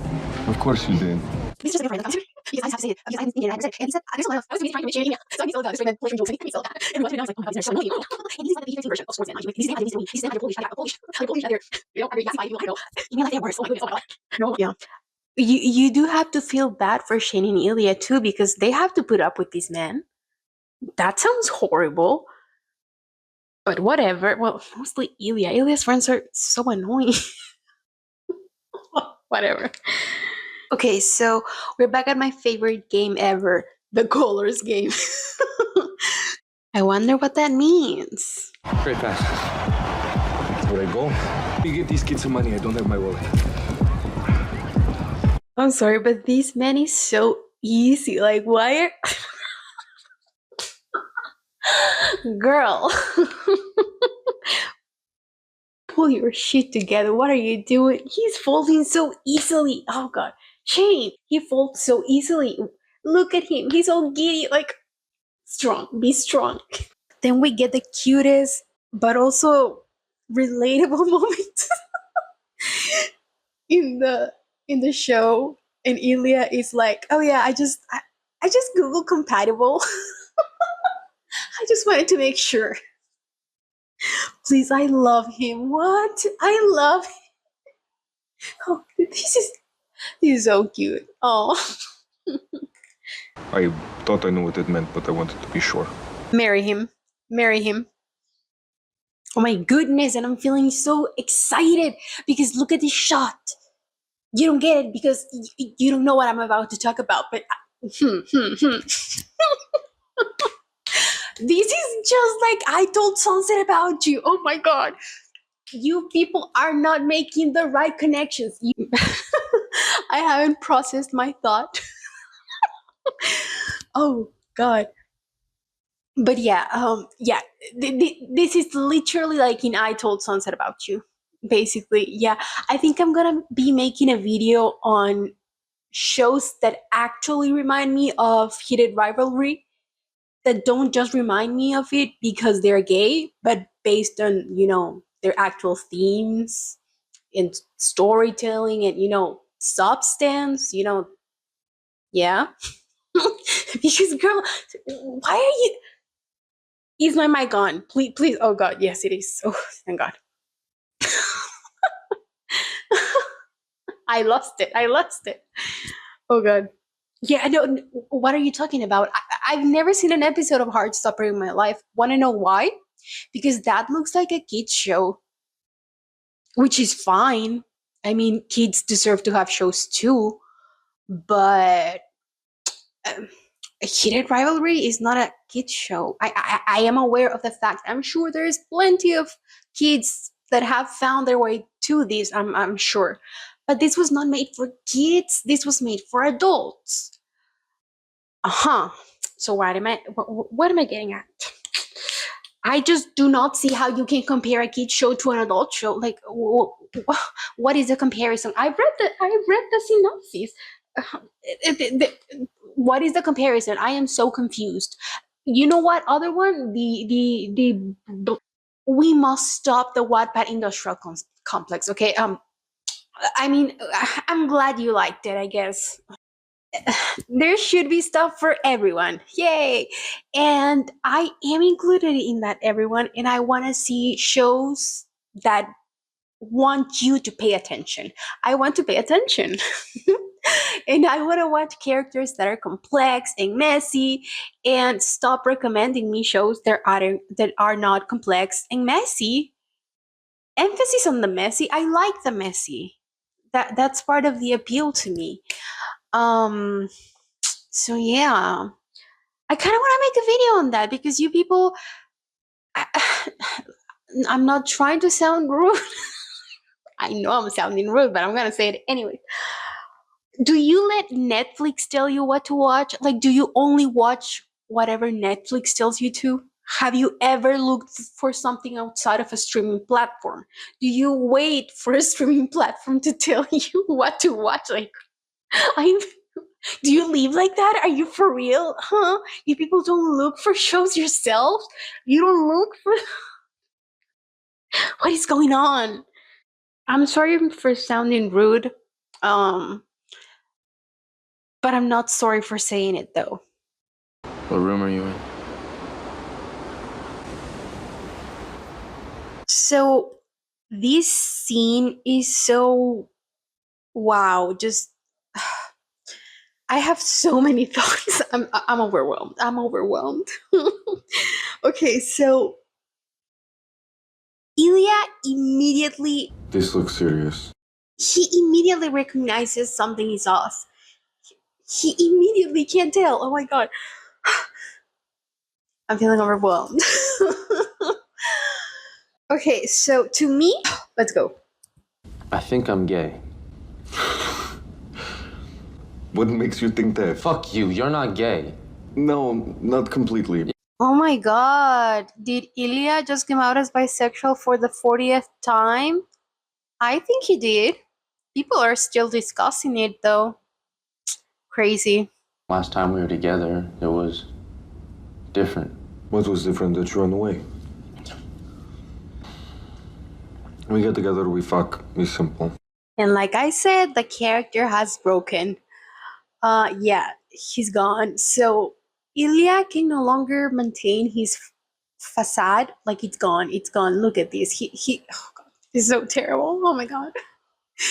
I don't know why I love this scene so much. It's awful. It's awful, but it's excellent. I love it. This is one of the reasons why I was putting this off as well, because I feel like I have so many thoughts and opinions, and I just feel like I cannot verbalize them. Okay, I'm gonna try. To me, this is like the reason why this is my favorite coming out scene of the show is because to me this is the one that matters to Shane. Do you know what I mean? I know that it matters that he comes out to his family. I know, but like, first of all, he didn't even do that on his own terms. Um, but I feel like this was his first thought. The first person he thought of was Ilya, but it wasn't only just the first person he thought of. He says, "Who else am I gonna tell?" So he had not considered telling anyone but Ilya.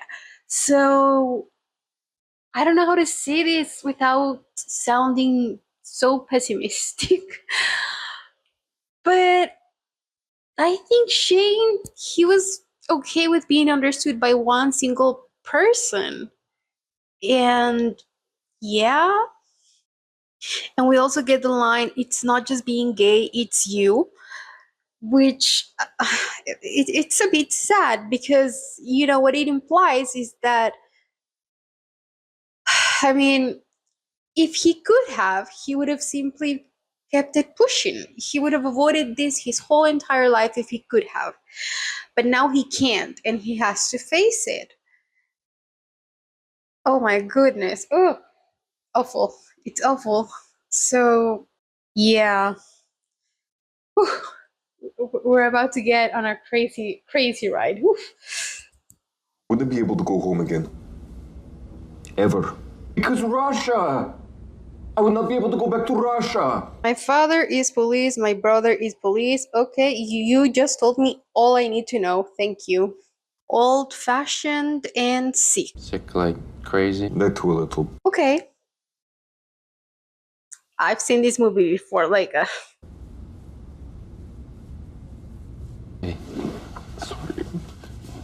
this is so excellent. Connor's story, we will get you your Emmy, we will get you your Oscar. We will get it. I don't know how that works. You will get there, okay? And then we have this scene that is kind of funny, but also just straight up triggering. Like, when the brother is calling, I'm like, holy shit. Whew. But that's what's so great about this show, because it always ends up making you feel good. Because that was awful. What just happened was awful. But next thing we know, Shane is, making him feel better. I wish life were like that. Oh. My brother.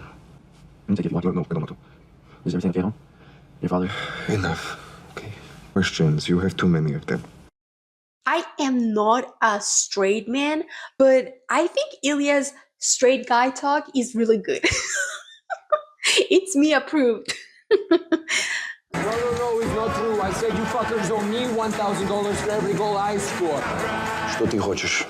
Okay, this next scene is so weird but so funny, and I am going to allow myself to laugh at it because I think this is a completely weird way of mourning.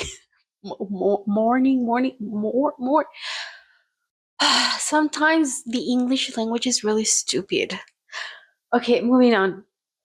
Yeah, I think his way of doing that is really strange, but I'm not gonna judge him because I'm about to be so controversial. So, yeah, be nice to me because I'm about to be really nice, kinda, but not really. I'm going to be nice on everyone, and by everyone I mean Ilya and Shane. Everyone else can go to hell, okay? Are you okay? You wear glasses. Is your father... Yes, that. So yeah, Ilya's father just passed, and now he's FaceTime. Well, what year is this? What? Well, I don't know. Video calling. And Shane wears glasses, and Ilya is really into it. So he's like, "Nah, put them back on." Excellent. I love that. It's so funny. Like, this is what I mean. Like, who is thinking about that in a moment like this? But again, I'm not gonna judge because my opinions are about to be so controversial. I think so. Yeah.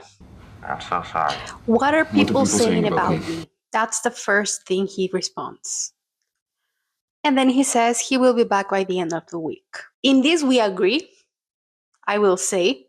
Yeah, so in order to feel better, I guess they have you know, Take off your clothes. Glasses back on. so good for them, I guess. I oh, I do think he's the funniest man ever. I do. And there is the cross. Look at this bitch. Shane is gonna do it with his glasses, and he's gonna do it with the cross.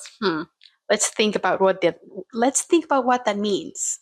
Real quick, real quick. No, I'm just kidding. I'm sorry. See, and we get the cross again, and it kind of pisses me off because I feel like this is such an underdeveloped thing. Like, okay, what else? Like, where is the religious trauma? I feel like Gilead really doesn't have that though, right? Because they never really. If I were him, I would be. Well, this line in particular, that devastating. Хватит, блядь, меня избегать. Если бы только это. This line, yeah, kills me. Okay, so not to state the obvious, but you know, the brother is like, "Oh my God, you abandoned us," and like, no, he did not. He went to live out his father's dream so that he could live vicariously through him. He, you know, was essentially he had to bring honor to the family and to Russia. He had to bring honor to the country. He had to bring food to the table, whatever the fuck. He had to, you know, give you your little snow stuff. Your, you know what you did. You know what you did. Go to hell. Go to hell. And he takes all of this until...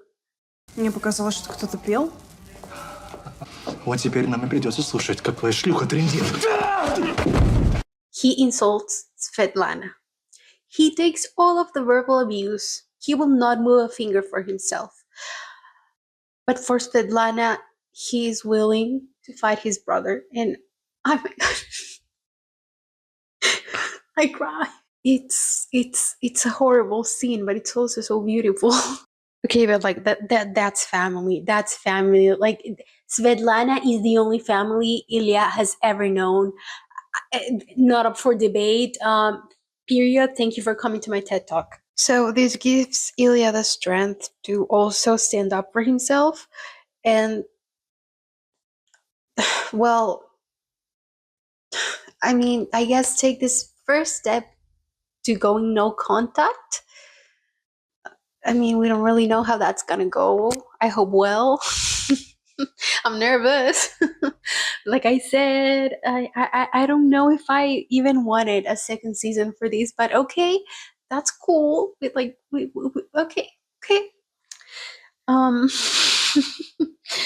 So yeah, the thing here is that Ilya is in fact in the position of power, technically speaking. I know it's debated whether or not the brother knew that Ilya was into guys. I think both things are possible because, I mean, he did slur him.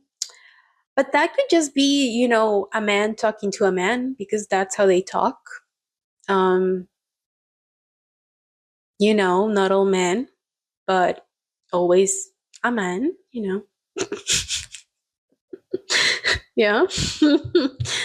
So it could be that, or he could have been using that like to blackmail him, but I just feel like that's kind of reaching. I don't think so. I think Ilya was just being compliant because that's what he was told he was supposed to do, and his whole life was just submitting to his family, and he was his family's vessel, the golden child that in reality isn't actually loved at all. So yeah. And yeah, he takes back his power. He gives him the apartment, and he just makes sure the niece has everything she needs because the kid does not have any of the fault. But the brother does, and so does the father. And yeah, it's excellent. It's excellent. And after that, he walks away. So, yeah, I mean, it's power play. This guy whose name I cannot pronounce and I will not try because I'm so overwhelmed. Please give me a break. um yeah, he is a cop who is also snorting stuff, and I would say Ilya has a lot of dirt on you. Just saying. But again, it's power play because powerful people can get away with anything. So I think that would be a bit scary because that means his brother does have some sort of power if he's a cop. And Ilya being the Russian player, and I didn't know this, but apparently the president over there loves hockey. So oh, I don't think they can like, or maybe they can, I don't know. I don't know if they could straight out say that in the show, but I don't think he would like any of these.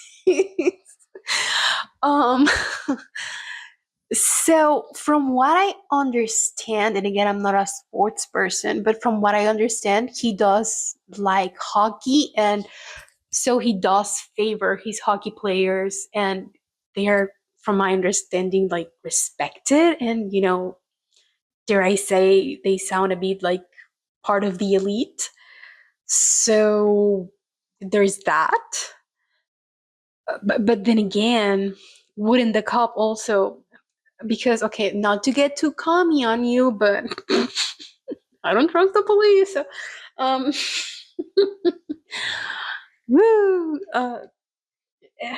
Moving on, and there he goes again, regulating girl.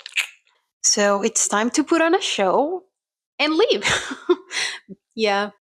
Remember when I said he was a performer? And I'm not talking about Connor's story. I'm talking about Ilya. Ilya is a performer. Look at this. How are you? Okay. Not good. But maybe I'm upset about the wrong thing. Maybe I'm upset about the wrong thing. I wish it could be different. I wish he could know me. I'm going to read something for you real quick. An abusive parent expects flawless performance from their child while creating ongoing damage to their nervous system. Underneath it all is the grief of not being known by a parent. An abusive parent expects flawless performance from their child while creating ongoing damage to their nervous system. An abusive parent expects flawless performance from their child while creating ongoing damage to their nervous system. Underneath it all is the grief of not being known by a parent. Ilya's father never knew him. So, is Ilya sad because his father died? Or is he sad because his father never knew him? And if his father never knew him, did he even have a father? And can you even lose something you never even had in the first place? He's mourning the father he never had. He never knew him. He wouldn't listen to him talk about unlikely animals becoming friends on YouTube. Ilya has only ever known conditional love. The quote unquote love he receives, which is none by the way, is based solely and entirely on what he can bring to the table. Unless he is number one, he is useless, worthless. He is a trophy, but he will never be enough. Nothing he does will ever be enough for these people. And he's right. Он всегда меня ненавидел. Не знаю почему. I want to talk about this specific line. I know a lot of people have interpreted this as confirmation that his brother really did know he was gay. Well, his brother did know about like him not being straight. But I think it could be that, but I don't think it's that. I think what he's trying to say is that he knows he was the golden child. And so, therefore, that's why his brother hated him so much, because he was a golden child. He was the hockey player making all the money. As much as his father and his brother want to act like he was useless and had no worth or whatever, he was actually a very successful hockey player this whole fucking time. He came first in the, I don't even know what that thing was, but remember, he came first, he won the cup, he got MVP, he did all of the things he was supposed to, and yeah, turns out that wasn't enough. Crazy. And Alexei, or whatever, he is just a loser cop snorting snow all day with a family he doesn't love or take care of. A loser, by the way. He literally turned into his father. He's just as much of a loser as his father now. He learned from the best, his father. And despite all of this initial anger, Ilya still does feel sad. He still feels guilty. He still feels like maybe they are right. Maybe he wasn't enough. Maybe he wasn't really there. He should have been there. Except he was. Because without him pumping out money, who the hell was going to fund the snow business? So even in this very powerful moment, Ilya is still not fully accepting what they have done to him. Which is very realistic, but it's very sad. Okay, Blinken, you missed it, but here during the scene where he's on the phone with Shane, when he stops talking, a police car drives by. Okay, so this is a TV show. Okay, so everything is symbolism.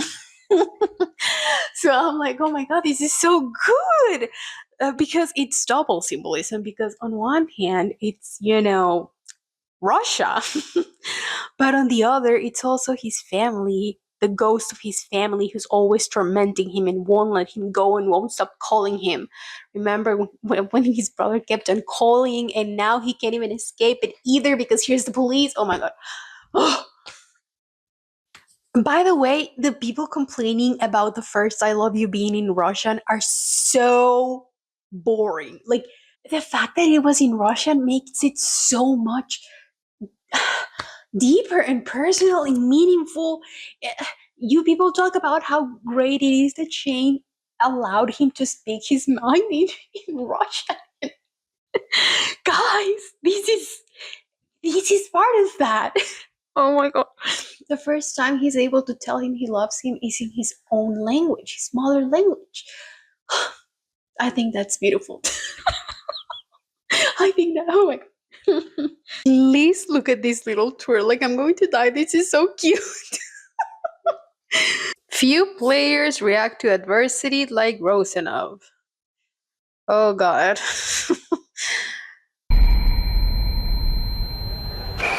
It's unclear if he's responsive or not. Ilya. Notice how we're still on first name basis, even when he's high.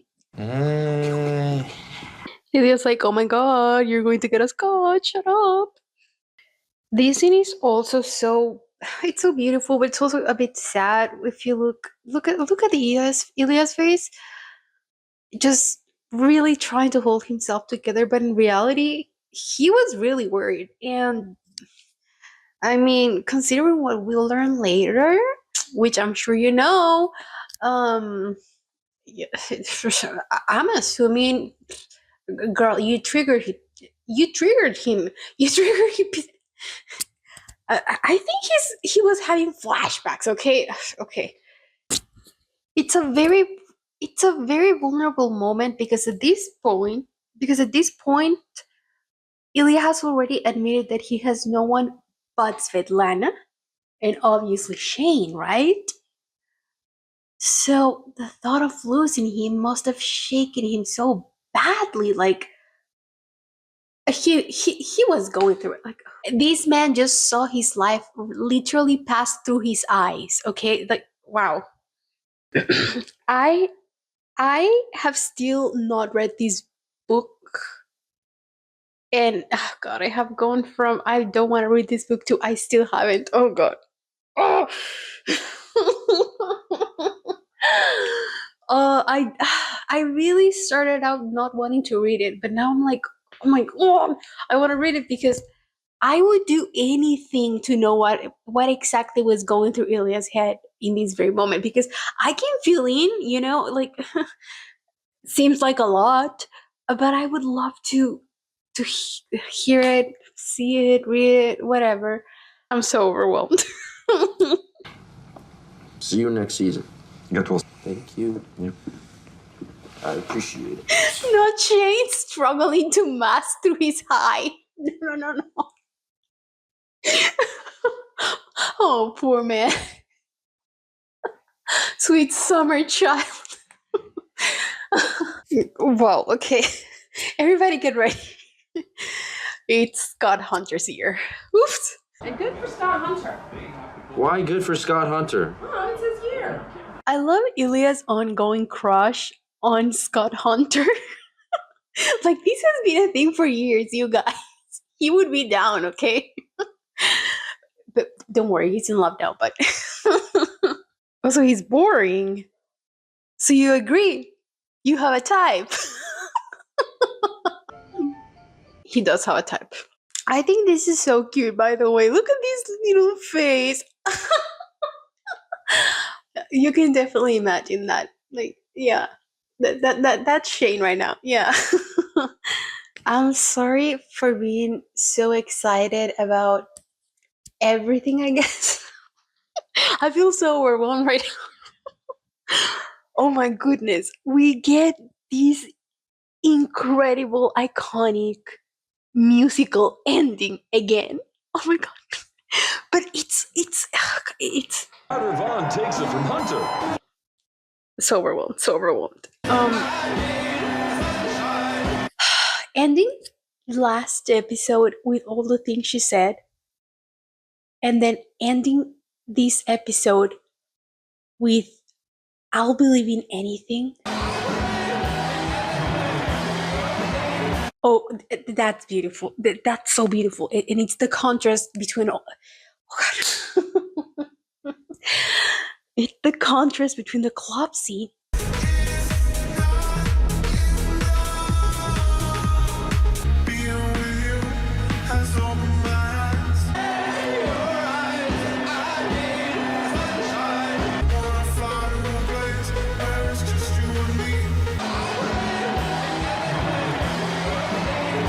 I am once again going to be reminding you of I Told Sunset About You. You will be hearing from me.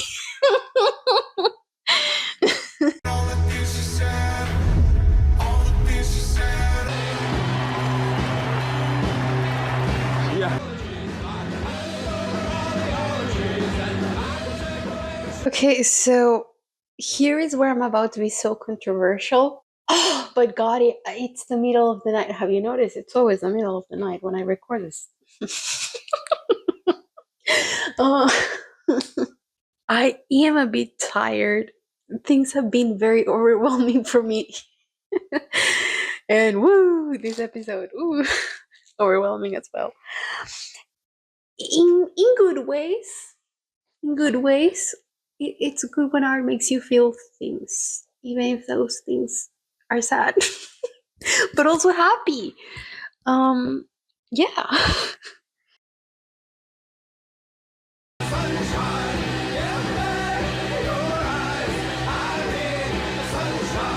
What the? I'm coming to the cottage.